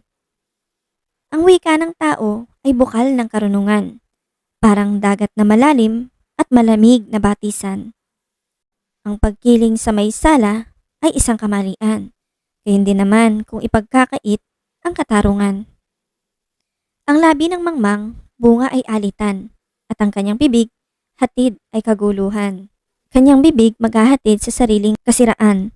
Kanyang labi na may isang bitag na kahuhulugan. Ang tsismis ay masarap pakinggan, gustong-gusto ng lahat na pag-usapan. Ang taong batugan ay sinsama ng taong mapanira. Ang pangalan ni Yahweh ay matibay na tanggulan, kanlungan ng matuwid mula sa kapahamakan. Ang ari-arian ng isang mayaman ay kanyang kanlungan.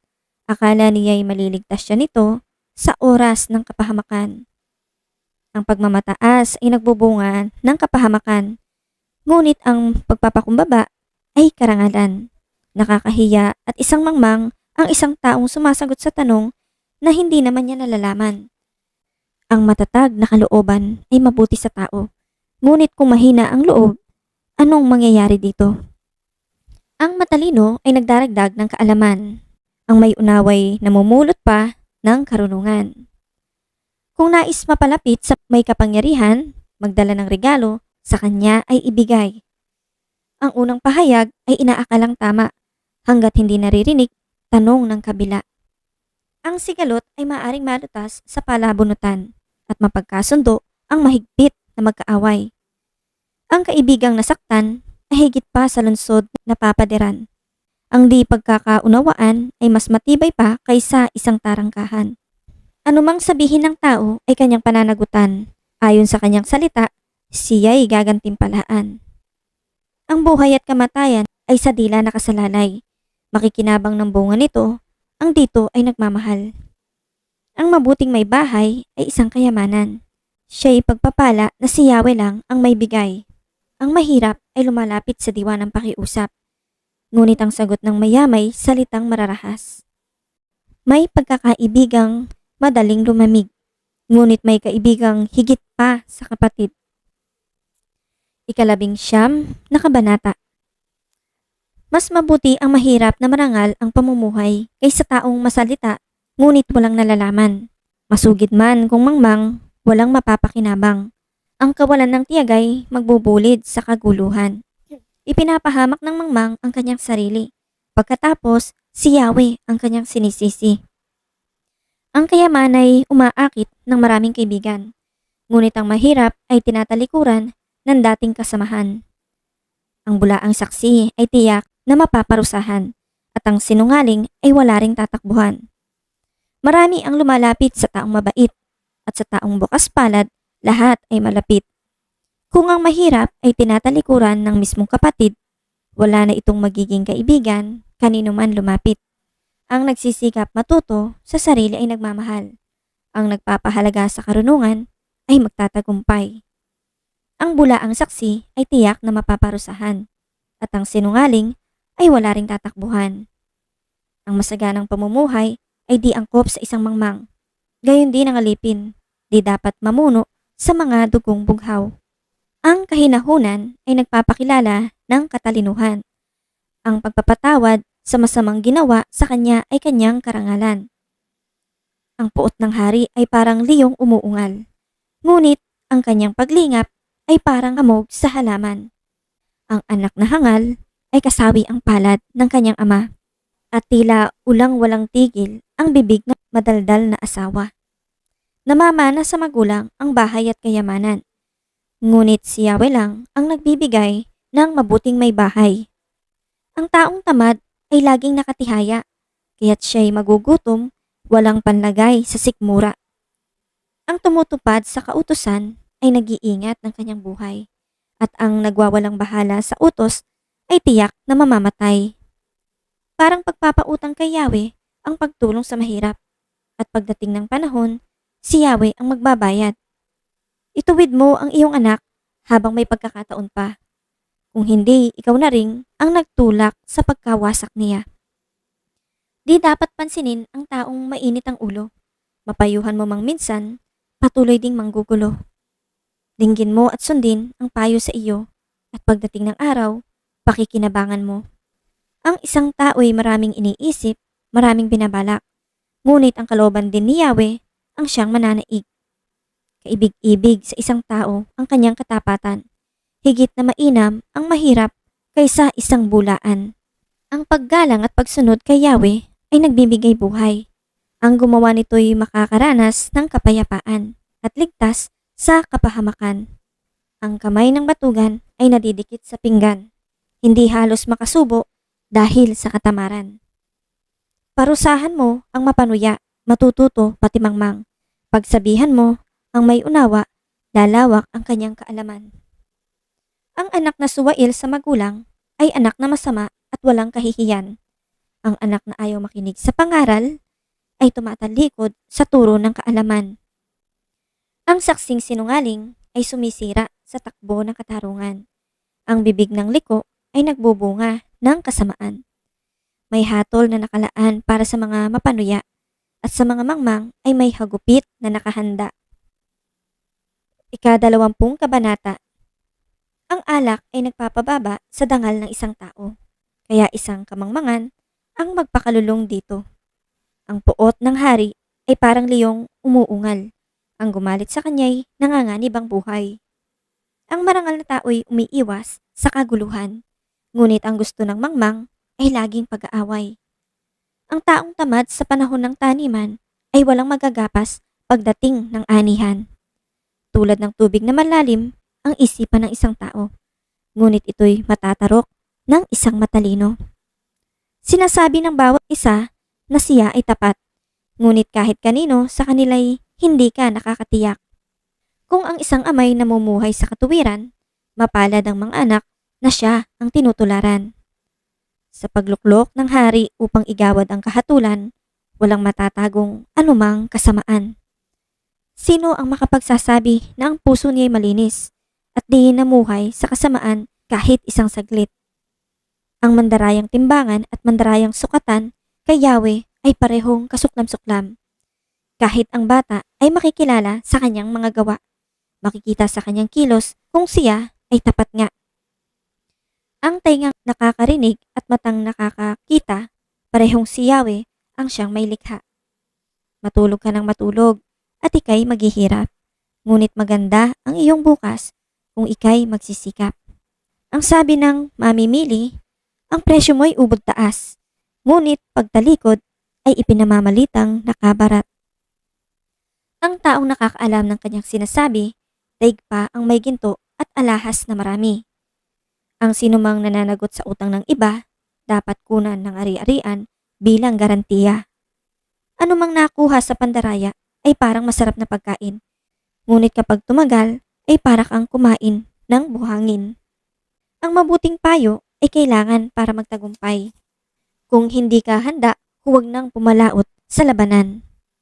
Ang lihim ay nahahayag dahil sa mga chismis, kaya huwag kang makisama sa taong makati ang dila. Sino mang magmura sa kanyang magulang, parang ilaw na walang ningas ang wakas ng kanyang buhay. Ang perang hindi pinaghirapan kung gastusin ay walang hinayang. Huwag mong gantihan ng masama ang masama.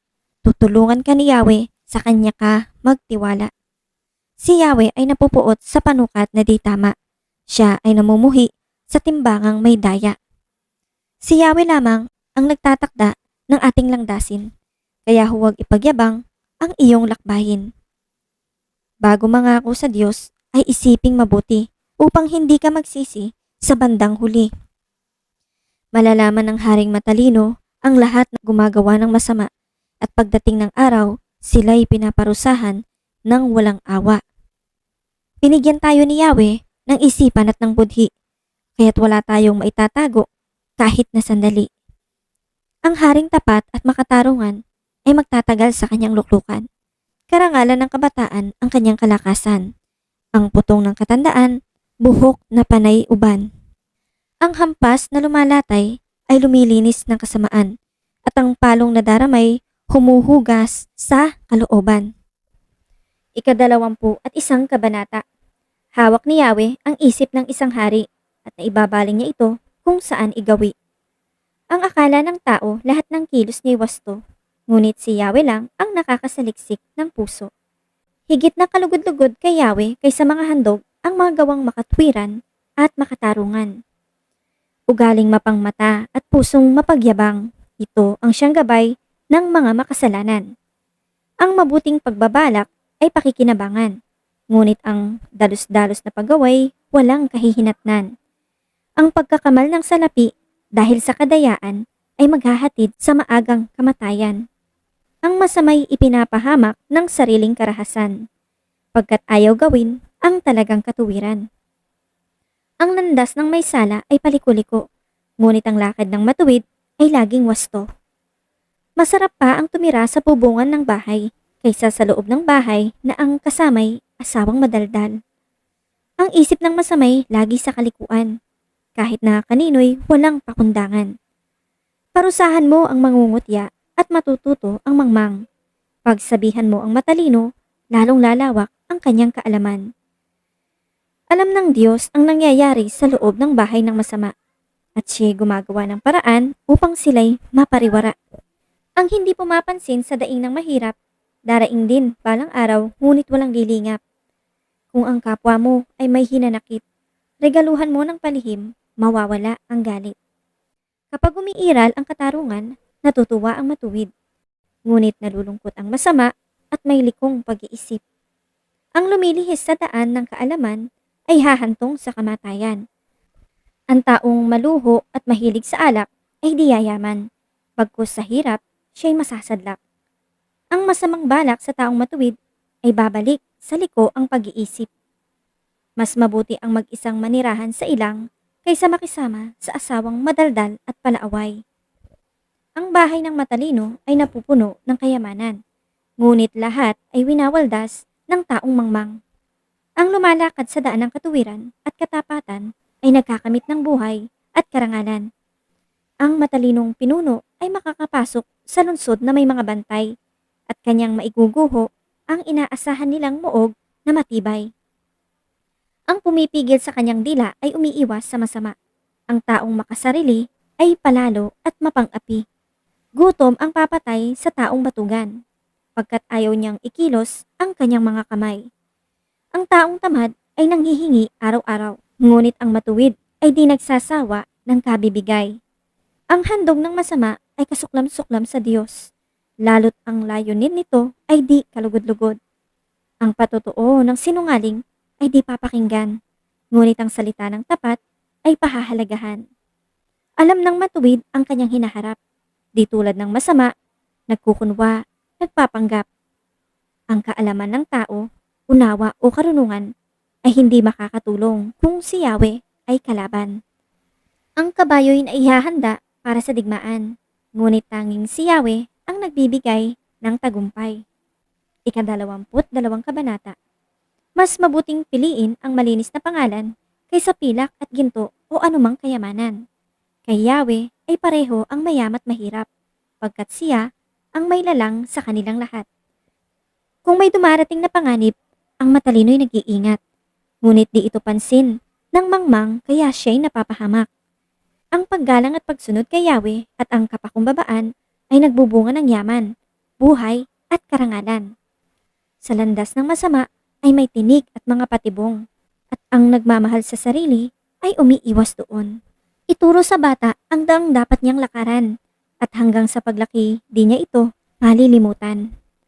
Ang mahirap ay nasa kapangyarihan ng mayaman. Ang nangangailangan ay alipin ng nagpapahiram. Ang naghahasik ng kasamaan ay mag-aani ng kamalasan at hindi magtatagal ang kanyang kasamaan. Ang mahirap ay bahaginan mo ng pagkain at tiyak na ikaw ay pagpapalain. Palayasin mo ang mga sulsol at mawawala ang alitan at matitigil ang kaguluhan pati pag-aaway. Ang magiliw mangusap at may pusong dalisay, pati ang hari magiging kaibigan. Binabantayan ni Yahweh ang nag-iingat ng kaalaman, ngunit di niya pinagtatagumpay ang salita ng mga mangmang. Ang tamad ay ayaw lumabas ng bahay. Ang dinadahilay may leon sa daan. Ang salita ng mapang-apid ay isang patibong, at ang mga hindi nagtitiwala kay Yahweh ay nahuhulog doon. Likas sa mga bata ang pagiging pilyo, ngunit sa pamamagitan ng palo, sila'y matututo. Ang nagreregalo sa mayaman o umaapi sa mahirap para magpayaman ay mauuwi rin sa karalitaan. 30 mga kawikaan. Pakinggan mo at pag-aralang mabuti ang aking mga ituturo. Ito'y magdudulot sa iyo ng kaligayahan kung isa sa ulo mo. Sinasabi ko ito sa iyo sapagkat nais kong siyawi ang iyong panaligan. 30 ang kawikaang ito. Bawat isa ay magandang panuntunan at magdudulot ng kaalaman. Ituturo nito sa iyo kung ano ang katotohanan. Sa gayon, may maisasagot ka kung may magtanong sa iyo. Huwag mong samantalahin ang kahinaan ng mahihirap, ni pagmalabisan ang dukha sa harap ng hukuman, sapagkat ipagtatanggol sila ni Yahweh at aagawan niya ang nang-agaw sa mga iyon.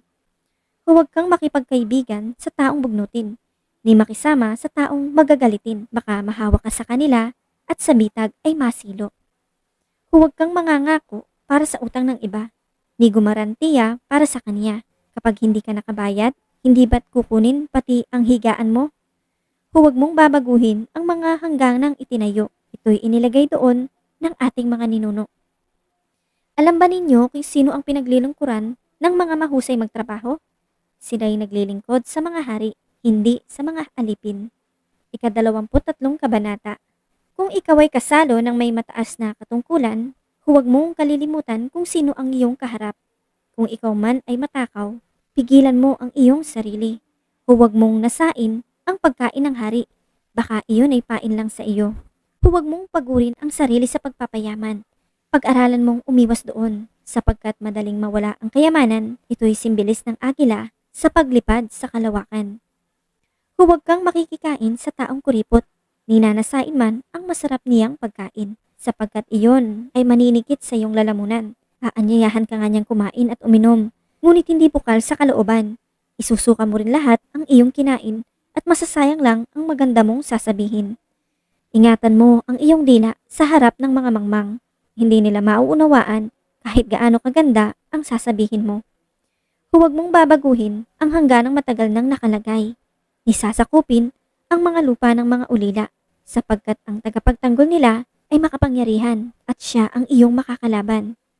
Huwag kang hihiwalay sa mabubuting aral at pakinggan mong mabuti ang salita ng karunungan.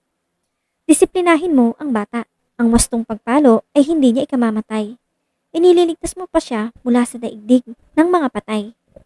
Anak, matutuwa ako kung magiging matalino ka.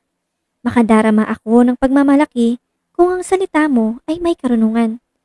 Huwag kang maiinggit sa mga makasalanan. Sa halip, si Yahweh ay laging igalang at sundin. Kung magkagayon, ay gaganda ang iyong kinabukasan. Anak, maging matalino ka. Pag-isipan mong mabuti ang iyong buhay. Huwag kang makikisama sa mga lasenggo at masiba sa pagkain, pagkat sila'y masasadlak sa kahirapan at darating ang panahon magdadamit ng basahan. Pakinggan mo ang iyong ama na pinagkakautangan mo ng buhay, at huwag hahamakin ang iyong ina kapag siya'y matanda na. Hanapin mo ang katotohanan, karunungan at unawa. Pahalagahan mo ang mga ito at huwag pababayaang mawala. Ang ama ng taong matuwid ay puno ng kagalakan. Ipinagmamalaki ng ama ang anak na matalino. Sikapin mong ikaw ay maging karapat-dapat ipagmalaki ng iyong mga magulang at madudulutan mo ng kaligayahan ang iyong ina. Anak, makinig kang mabuti sa akin at tularan mo ang aking pamumuhay. Ang masasamang babae at di tapat na asawa ay mapanganib na patibong. Tiyak na mamamatay ang mahulog doon. Siya'y laging nakaabang tulad ng magnanakaw at sinumang maakit niya'y natututong magtaksil. Sino ang may kalungkutan at may malaking panghihinayang? Sino ang may kaaway at kabalisahan? Sino ang nasusugatan ng di nalalaman? At sino ang may matang pinamumulahan? Sino pa kundi ang sugapa sa alak at ang nagpapakalango sa masarap na inumin? Huwag mong tunggain ang matapang na alak kahit ito'y katakam-takam, sapagkat kinaumagahan ay daig mo pa ang tinuklaw ng ahas na makamandag. Kung ano-ano ang iyong sasabihin at hindi ka makakapag-isip ng mabuti. Ang makakatulad mo'y nasa gitna ng dagat at hinahampas ng malalaking alon. Pasuray-suray kang maglalakad at sasabihin mo, ano sa akin kung ako'y mahandusay? Mabulag-taman ako, ayos lang yan. Pagbangon ko, iinom muli ako. Huwag mong kainggitan ang mga makasalanan di sa kanila'y makipagkaibigan. Ang nasa isip nila'y laging kaguluhan. At ang dila nila'y puno ng kasinungalingan sa pamamagitan ng karunungan na itatayo ang isang bahay. At ito'y naitatatag dahil sa kaunawaan. Ang loob ng tahanan ay napupuno ng lahat ng magagandang bahay dahil sa karunungan. Ang karunungan ay higit na mabuti kaysa kalakasan at ang kaalaman ay kapangyarihan. Ang digma ay naipagtatagumpay dahil sa mahusay na pagpaplano sapagkat ang tagumpay ay bunga ng mabuting payo. Ang malalim na kasabihan ay di maunawaan ng mangmang. Wala itong masabi sa mahahalagang usapan. Ang mahilig sa paggawa ng masama ay tinatawag na puno ng kasamaan. Anumang pakana ng masama ay kasalanan at kinamumuhian ng tao ang nanunuya sa kapwa. Kung hindi ka makatagal sa panahon ng kahirapan, ay nangangahulugan ngang ikaw ay mahina. Tulungan mo at iligtas ang hinatulang mamatay ng walang katarungan. Kapag sinabi mong, wala akong alam, wala akong pakialam sa taong iyan, ito'y hindi makakaila sa Diyos na nakakaalam ng laman ng iyong puso. Alam ito ng Diyos na nakatunghay sa iyo. Pagbabayarin niya ang tao ayon sa ginawa nito. Anak, uminom ka ng pulot-pukyutan at ito'y makakabuti sa iyo. Kung ang pulot-pukyutan ay masarap sa panlasa, ang karunungan naman ay mabuti sa kaluluwa. Kaya hanapin mo ang kaalaman at magkakaroon ka ng magandang kinabukasan. Ang tahanan ng matuwid ay huwag mong pag-isipang pagnakawan. Ni gagawa ng dahas ang kanyang tinitirhan sapagkat siya'y makatatayo muli. Mabuwal man ng 7 ulit. Ngunit ang masama ay dagling nababagsak sa panahon ng kahirapan. Huwag mong ikagalak ang pagbagsak ng iyong kaaway ni ang kanyang kapahamakan. Kung ginawa mo yon, magagalit sa iyo si Yahweh at sila'y hindi na niya paparusahan. Huwag kang maiinggit sa mga gumagawa ng masama dito tulad sa kanilang mga gawa. Ang masama ay walang kinabukasan, walang inaasahan sa hinaharap. Anak, igalang at sundin mo si Yahweh, gayon din ang hari. Huwag mong susuwayin ang sinuman sa kanila, sapagkat bigla na lang kayong mapapahamak. Hindi ka ba natatakot sa pinsalang magagawa nila sa iyo? Mga karagdagang kawikaan. Narito pa ang ilang mahahalagang kawikaan. Hindi dapat magtangi sa pagpapairal ng katarungan. Ang hukom na nagpapawalang sala sa may kasalanan ay itinatakwil ng tao at isinusumpa ng bayan. Ang nagpaparusa sa masama ay mapapabuti at pagpapalain. Ang tapat na kasagutan ay tanda ng mabuting pagkakaibigan. Ihanda mo muna ang iyong bukid para mayroon kang tiyak na pagkakakitaan bago ka magtayo ng bahay at magtatag ng tahanan. Huwag kang sasaksi laban sa iyong kapwa nang walang sapat na dahilan, ni magsabi ng kasinungalingan laban sa kanya. Huwag mong sasabihing gagawin ko sa kanya ang ginawa niya sa akin upang ako'y makaganti. Napadaan ako sa bukid at ubasan ng isang tamad at mangmang. Ito'y puno ng matinik na damo at gumuho na ang bakod nito. Ang nakita ko'y pinag-isipan kong mabuti at may nakuha akong magandang aral. Kaunting tulog, bahagyang idlip, sandaling pahinga at paghalukip-kip. Samantalang namamahinga ka, ang kahirap ay darating na parang armadong magnanakaw upang kunin ang lahat ng iyong kailangan. Ika-25 kabanata, mga karagdagang kawikaan ni Solomon. Narito pa ang mga kawikaan ni Solomon. Tinipon at kinopya ng mga tauhan ni Hezekias na hari ng Huda. Kalwalhatian ng Diyos na baluti ng hiwaga ang lahat ng bagay, at karangalan naman ng hari na ito'y saliksikin. Isipan ng hari mahirap malaman. Ito'y sintaas ng langit, singlalim ng karagatan. Kapag ang pilak ay dalisay, may magagawa na ang panday. Kapag ang masamang tagapayo'y naalis sa paligid ng hari, ang katarungan ang mamamalagi. Huwag kang magmamataas sa harap ng hari, ni ihanay ang sarili sa mga taong pili. Pagkat mas mabuting sabihin sa iyong, halika rito, kaysa hamakin ka sa harap ng marami. Ang nakita mo'y huwag agad dalhin sa hukuman. Baka sa bandang huli, lumabas ka pang may kasalanan. Kung may alitan kayo ng iyong kapwa, ilihim at lutasin agad at baka lumala. Baka ito ay malantad sa kaalaman ng madla at kayo'y malagay sa kahiya-hiya. Kapag angkop sa panahon ng salitang binigkas, para itong ginto sa lalagyan ng pilak.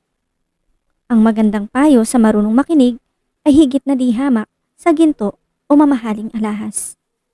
Ang sugong tapat ay kasiyahan ang nagsugo sa kanya, tulad ng malamig na tubig sa panahon ng tag-araw. Ang taong puro pangako lamang ay parang ulap at hanging walang dalang ulan. Sa malumanay na pakiusap, pusong bato'y nababagabag at sa pagtitiyaga, pati hari ay nahihikayat. Huwag kakain ng labis na pulot-pukyutan at baka ito'y isuka mo lang. Huwag mong dadalasan ang dalaw sa kapwa, baka siya mabagot at sa iyo'y magsawa. Ang taong sumasaksi laban sa kapwa nang walang katotohanan ay tulad ng tabak, pambambo o palasong pumapatay. Ang taksil na pinagtiwalaan sa panahon ng pangangailangan ay tulad ng ngiping umuuga at mga paang pilay. Hapdi ang dulot ng awit sa pusong may sugat, parang asing ikinukuskus sa gasgas na balat, parang paghuhubad ng damit sa panahon ng taglamig. Kapag nagugutom ang iyong kaaway, pakainin mo at painumin kung siya'y nauuhaw. Sa gayoy mailalagay mo siya sa kahihiyan at tatanggap ka pa ng gantimpala mula kay Yahweh. Kung paanong ang hanging timog ay nagdadala ng ulan, nagdadala naman ng galit ang paninira ng karangalan. Masarap pa ang tumira sa bubungan ng bahay kaysa loob ng bahay na ang kasamay asawang madaldal. Kung paano ang malamig na tubig sa labing nauuhaw, gayon ang mabuting balita buhat sa malayong bayan. Bukal na nilabo o balong na dumihan ang katulad ng matuwid na sama-sama ay nakipagkaibigan. Kung paanong masama ang labis na pukyutan, gayon din ang pagkagahaman sa karangalan. Ang taong walang pagpipigil ay tulad ng lusod na walang tanggulan, madaling masakop ng mga kaaway. Ika-26 na kabanata, ang papuri di angkop sa taong mangmang, parang ulan ng yelo sa tag-araw o panahon ng anihan. Ang sumpang di nararapat ay hindi tatalab, tulad lang ito ng ibong dumadapo at lilipad-lipad. Ang latigo'y para sa kabayo, ang bokado'y para sa asno, ang pamalo naman ay sa mangmang na tao. Huwag mong papatulan ang isang mangmang at baka lumabas na higit ka pang mangmang. Sagutin mo ang mangmang ayon sa kanyang kahangalan upang hindi niya isipin na siya'y may katuwiran. Ang magpadala ng balita sa mangmang ay napakadelikado. Para mo na ring tinaga ang mga paa mo. Kung ang paang pilay ay walang kabuluhan, ganoon din ang kawikaan sa bibig ng mangmang. Ang isang papuring sa mangmang iniukol ay parang batong nakatali sa balat ng tirador. Ang isang kawikaan sa bibig ng mangmang ay tulad ng tinik sa kamay ng lasing. Tulad ng isang namamana ng kahit na sino, ang isang taong umupa ng mangmang o lasenggo. Ang taong nananatili sa kanyang kahangalan ay tulad ng aso. Ang sariling suka ay binabalikan nito. Nakakita na ba kayo ng taong nag-aakalang siya ang pinakamatalino? Mas may pag-asa pa ang mangmang kaysa taong ito. Ano ang idinadahilan ng taong batugan? May leyon sa daan, may leyon sa lansangan. Kung paano lumalapat ang pinto sa hamba, ang batugan naman ay sa kanyang kama. Ang kamay ng tamad ay nadidikit sa pinggan, ni hindi mailapit sa bibig dahil sa katamaran. Ang palagay ng tamad, siya ay mas marunong kaysa 7 taong wasto kung tumugon. Ang nakikisali sa gulo ng may gulo ay tulad ng taong dumadakma sa tainga ng aso. Ang taong nandaraya sa kasasabihing nagbibiro lang ay tulad ng baliw na naglalaro ng sandatang nakamamatay. Namamatay ang apoy kung ubos na ang kahoy. Nahihinto ang away kapag walang nanunulsol. Kung ang bagay nagdidikit dahil sa pag-ihip at nagliliyab ang apoy kung maraming gatong, patuloy ang labo-labo kung maraming mapanggulo. Ang tsismis ay tulad ng masarap na pagkain. Masarap pakinggan, masarap namnamin. Ang matamis ngunit pakunwaring salita ay parang pintura ng mamurahing banga. Ang tunay na damdamin ng mapagkunwari ay maitatago sa salitang mainam. Matamis pakinggan, ngunit huwag paniwalaan, sapagkat iyon ay bunga ng kanyang pagkasuklam. Maaaring ang galit niya ay maitago sa magandang paraan, ngunit nalalantad din sa mata ng lahat. Ang nag-uumang ng bitag ay siya ring mahuhuli roon. Ang nagpapagulong ng bato ay siyang tatamaan niyon. Ang taong sinungaling ay galit sa kapwa. Ang madayang salita ay nagpapahamak sa iba. Huwag ipagyabang ang araw ng bukas, pagkat di mo alam kung ano ang magaganap. Hayaan mong iba ang sa iyo'y pumuri, at ang sariling bangko'y huwag mong buhatin. Ang bato ay mabigat, ang buhangin ay may timbang, ngunit mas mabigat ang kaguluhang dulot ng kamangmangan. Ang galit ay mabagsik, ang puot ay mabangis, ngunit ang pagsiselos ay may ibayong lupit. Hindi hamak na mabuti ang harapang paninita, kaysa naman sa pag-ibig, ngunit ito'y lihim pala. May pakinabang sa hampas ng tapat na kaibigan, kaysa halik ng isang kaaway. Ang taong busog ay tatanggi kahit sa pulot-pukyutan, ngunit sa taong gutom, matamis kahit ang ampalaya. Ang taong lumayas sa kanyang tahanan tulad ng ibong sa pugad ay lumisan. Ang langis at pabangoy pampasigla ng pakiramdam, ngunit ang kabalisahay pampahina ng kalooban. Huwag mong pababayaan ang iyong kaibigan, ni ang kaibigan ng iyong magulang. Kung ikaw ay nagigipit, huwag sa kapatid lalapit. Higit na mabuti ang kapitbahay na malapit, kaysa isang malayong kapatid. Magpakatalino ka, anak, upang ako'y masiyahan at sa gayoy di ako mapahiya sa nangungutyaman. Alam ng matalino kung may panganib at siya ay nag-iingat, ngunit di ito pansin ng mangmang kaya siya ay napapahamak. Kunin mo ang kasuotan ng sinumang nananagot para sa iba, at siya ang pagdusahin mo dahil sa pag-ako sa di niya kilala. Ang pahiyaw na pagbati bilang panggising sa kaibigan ay para ng sumpang binibitiwan. Nakakayamot ang asawang masalita, tulad ng ulan na ayaw tumila. Mahirap siyang patigilin, para kang dumadakot ng langis o pumipigil ng hangin. Bakal ang nagpapatalim sa kapwa bakal, at isip ang nagpapatalas sa kapwa isipan. Ang nag-aalaga sa punong igos ay makakakain ng bunga niyon. Ang aliping may malasakit ay pararangalan naman ng kanyang Panginoon. Kung paanong ang mukha ay nalalarawan sa tubig, sa kilos naman nahahalata ang iniisip. Ang nasa ng tao'y walang katapusan, tulad ng libingan, laging naghihintay. Dinadalisay ng apoy ang ginto at pilak, ngunit ugali ng tao ay makikilala sa gawa araw-araw. Bayuhin mang parang bigas ang isang taong mangmang, hindi rin maaalis ang kanyang kamangmangan. Ang iyong mga hayop ay iyong bantayan, alagaang mabuti ang iyong kawan. Di mamamalagi ang yaman, ganoon din ang mga nasa kapangyarihan. Putulin muna ang dayami sa kagapasin ng damo sa parang, habang hinihintay ang susunod na anihan. Sa mga tupa kinukuha ang ginagawang kasuotan, at ang pinagbentahan mo ng iyong kambing ay maaaring ipambili ng bukid. Ang gatas ng inahing kambing ay sa ibang kailangan, sa pagkain ng pamilya mo't mga katulong sa bahay. Ika-28 kabanata, ang matuwid at ang masama. Tumatakbo ang masama kahit walang humahabol, ngunit panatag ang matuwid, ang katulad ay leon.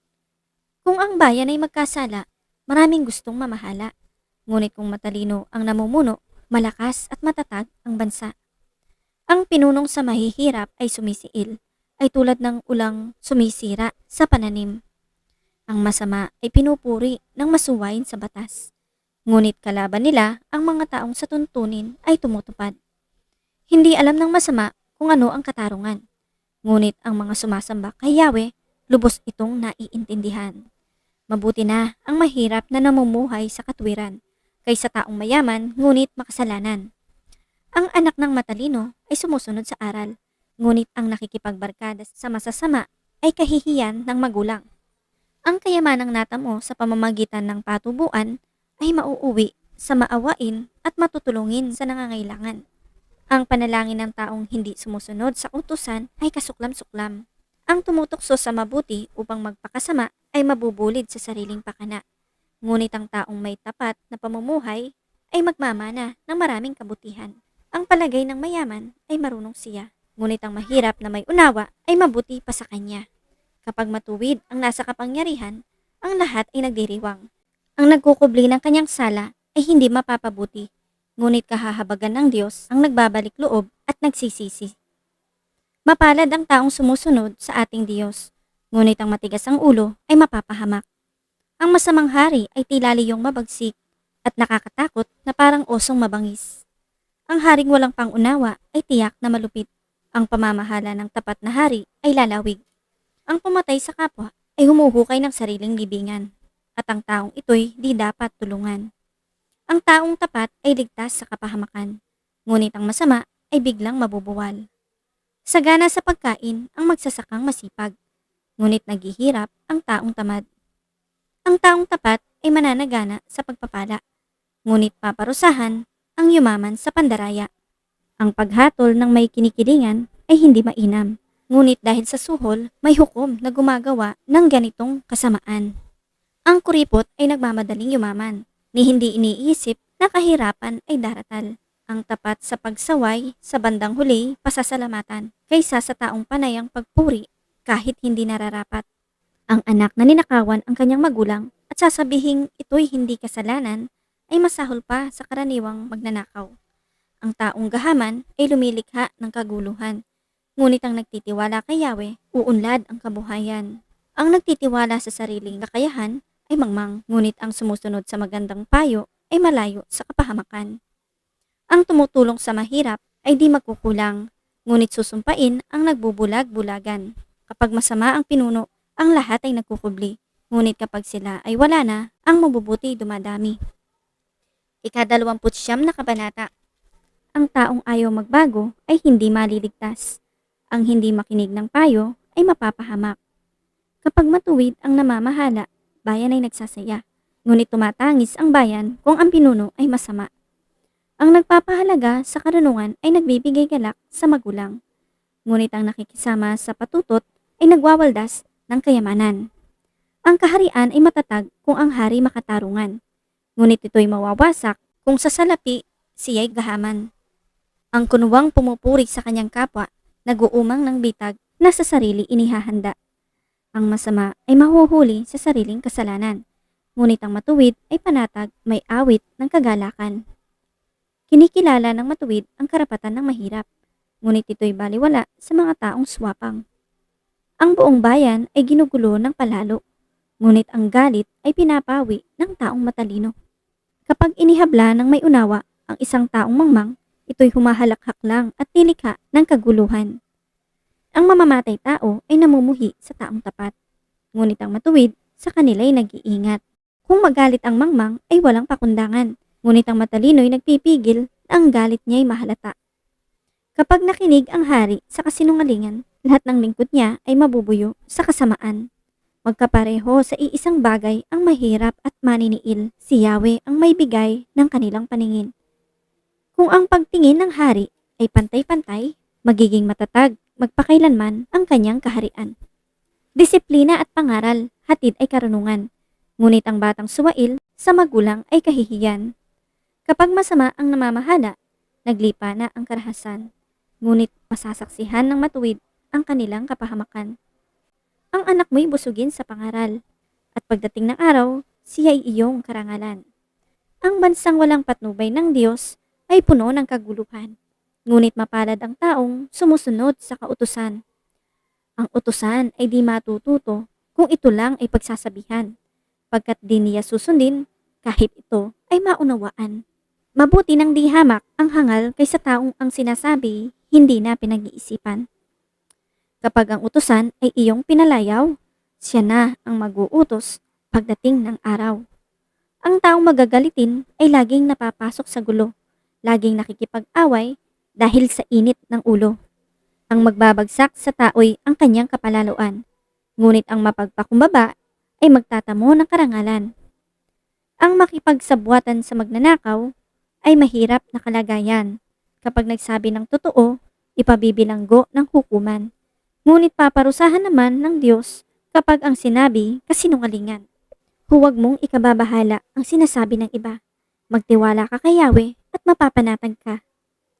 Marami ang lumalapit sa hari upang humingi ng tulong, ngunit kay Yahweh lamang makakamtan ang katarungan. Ang masama ay kinasusuklaman ng mga matuwid. Ang masasama na may sa matuwid nagagalit. Ika-30 kabanata, ang mga kawikaan ni Agur. Mga kawikaan ni Agur na anak ni Hake ng Masa. Ito ang sinabi niya kina Itiel at Ukal. Ang Diyos ay malayo sa akin. Wala akong magagawa. Ako ay mangmang, alangang maging tao. Wala akong karunungan, hindi ako matalino. Di ako nakapag-aral, kaya ako ay mangmang. Walang karunungan, walang alam sa may kapal. Sino ang dalubhasa tungkol sa kalangitan? Sino ang nakapigil ng hangin sa kanyang palad? Sino ang nakapagbalot ng tubig sa isang damit? Sino ang naglagay ng mga hangganan sa daigdig? Sino siya? Sino ang kanyang anak? Ang lahat ng salita ng Diyos ay mapapanaligan at siya ang kanlungan ng mga nananalig sa kanya. Huwag mong daragdagan ang kanyang salita sapagkat pagsasabihan kanya bilang isang sinungaling. Karagdagang kawikaan, Diyos ko, may hihilingin akong 2 bagay bago ako mamatay. Huwag akong hayaang maging sinungaling. Huwag mo akong payamanin o paghirapin. Sapat na pagkain lamang ang ibigay mo sa akin. Baka kung managana ako, ay masabi kong hindi na kita kailangan. Baka naman kung maghirap ako'y matutong magnakaw. At pangalan mo'y malapastangan. Ang alipin ay huwag mong sisiraan sa kanyang amo. Baka isumpa kanya't pagbayarin sa ginawa mo. May mga taong naninira sa kanilang ama. Masama ang sinasabi tungkol sa kanilang ina. May mga taong nagmamalinis sa sarili, ngunit ang totoo'y walang kasing dumi. May mga taong masyadong palalo, ang akala nila'y kung sino na sila. May mga tao namang masyadong masakim, pati mahihirap, kanilang sinisiil. Ang linta ay may 2 anak. Bigyan mo ako, ang lagi nilang hiling. May 4 na bagay na kailan may di masiyahan. Ang libingan, ang babaeng walang anak, ang lupang tuyo na laging nais matigmak, at ang apoy na naglalagablab. Ang anak na kumukutya sa kanyang ama at laging sumusuway sa salita ng ina, tutukain ng uwak ang kanilang mata, at kakainin ng buitre ang kanilang bangkay. May 4 na bagay na hindi ko maunawaan. Ang paglipad ng agila sa kalangitan, ang paggapang ng ahas sa ibabaw ng batuhan, ang paglalayag ng barko sa karagatan, at ang babait lalaking nagmamahalan. Ganito naman ang ginagawa ng asawang nagtataksil. Makikipagtalik, pagkatapos ay magbibihis sa kasasabihing wala siyang ginagawang masama. May 4 na bagay na yayanig sa daigdig. Ang aliping naging hari, ang isang mangmang na sagana sa pagkain, ang babaeng masungit na nagkaasawa, at ang isang aliping babaeng pumalit sa kanyang amo. Sa daigdig ay may 4 na maliliit na hayop, ngunit may pambihirang isipan. Ang mga langgam, sila ay mahina, subalit nag-iipon ng pagkain kung tagaraw. Ang mga kuneho, mahihina rin sila, subalit nakakagawa ng kanilang tirahan sa batuhan. Ang mga balang, bagamat walang hanging sumusubaybay, ay lumalakad ng maayos at buong inam. Ang mga butiki, maaaring hawakan sa iyong palad dahil sa kaliitan, subalit nasa palasyo ng hari at doon naninirahan. May 4 na bagay na kasiyasiyang pagmasdan sa kanilang paglakad. Ang leon, pinakamatapang na hayop at kahit kanino ay di natatakot. Ang tangdang na magilas, ang kambing na mabulas, at ang hari sa harap ng bayan. Kung sa kahangalan mo'y maging palalo ka at nagbalak ng masama, mag-isip-isip ka. Batihin mo ang gatas at may mantikilya ka. Suntukin mo ang ilong ng iyong kapwa at dudugo ng sagana. Guluhin mo ang iba at mapapaaway ka. Ika-31 kabanata, mga kawikaan ng ina ni Haring Lemuel. Ito ang mga payo ni Haring Lemuel ng Masa, mga kawikaang ititinuro ng kanyang ina. Mayroon akong sasabihin sa iyo, anak, na tugon sa aking dalangin. Huwag mong uubusin sa babae ang lakas mo at salapi, at baka mapahamak kang tulad ng ibang hari. Lemuel, di dapat sa hari ang uminom ng alak o matapang na inumin. Kadalasan, kapag lasing na sila'y nalilimutan na nila ang matuwid at napapabayaan ang karapatan ng mga taong naghihirap. Ang alak ay ibigay mo lamang sa nawawalan ng pag-asa at sa mga taong dumaranas ng matinding kahirapan. Hayaan silang uminom upang hirap ay malimutan at kasawi ay di na matandaan. Ipagtanggol mo ang mga di makalaban. ipaglaban ang kanilang karapatan. Ipahayag mo ng malinaw ang katotohanan at ang katuwiran, at igawad ang katarungan sa api at mahirap. Ang huwarang may bahay, mahirap makakita ng mabuting asawa. Higit sa mamahaling alahas ang kanyang halaga. Lubos ang tiwala ng kanyang asawa at saganang pakinabang ang makakamit niya. Pinaglilingkuran niya ang asawa habang sila'y nabubuhay. Pawang kabutihan ang ginagawa at di kasamaan. Wala siyang tigil sa paggawa, hindi na halos nagpapahinga. Humahabi ng kanyang telang lino at lana. Tulad ng isang barkong puno ng kalakal, siya ay nag-uuwi ng pagkain mula sa malayong lugar. Bago pa sumikat ang araw, ay inihahanda na ang pagkain ng buo niyang sambahayan, pati na ang gawain ng mga katulong sa bahay. Mataman niyang tinitingnan ang bukid bago siya magbayad. Ang kanyang naiimpok ay ipinagpapatanim ng ubas. Gayon may naiingatan ang kamay at katawan upang matupad ang lahat ng kanyang tungkulin araw-araw. Sa kanya'y mahalaga ang bawat ginagawa. Hanggang hating gabi, nakikitang nagtitiyaga. Siya'y gumagawa ng mga sinulit at humahabi ng sariling damit.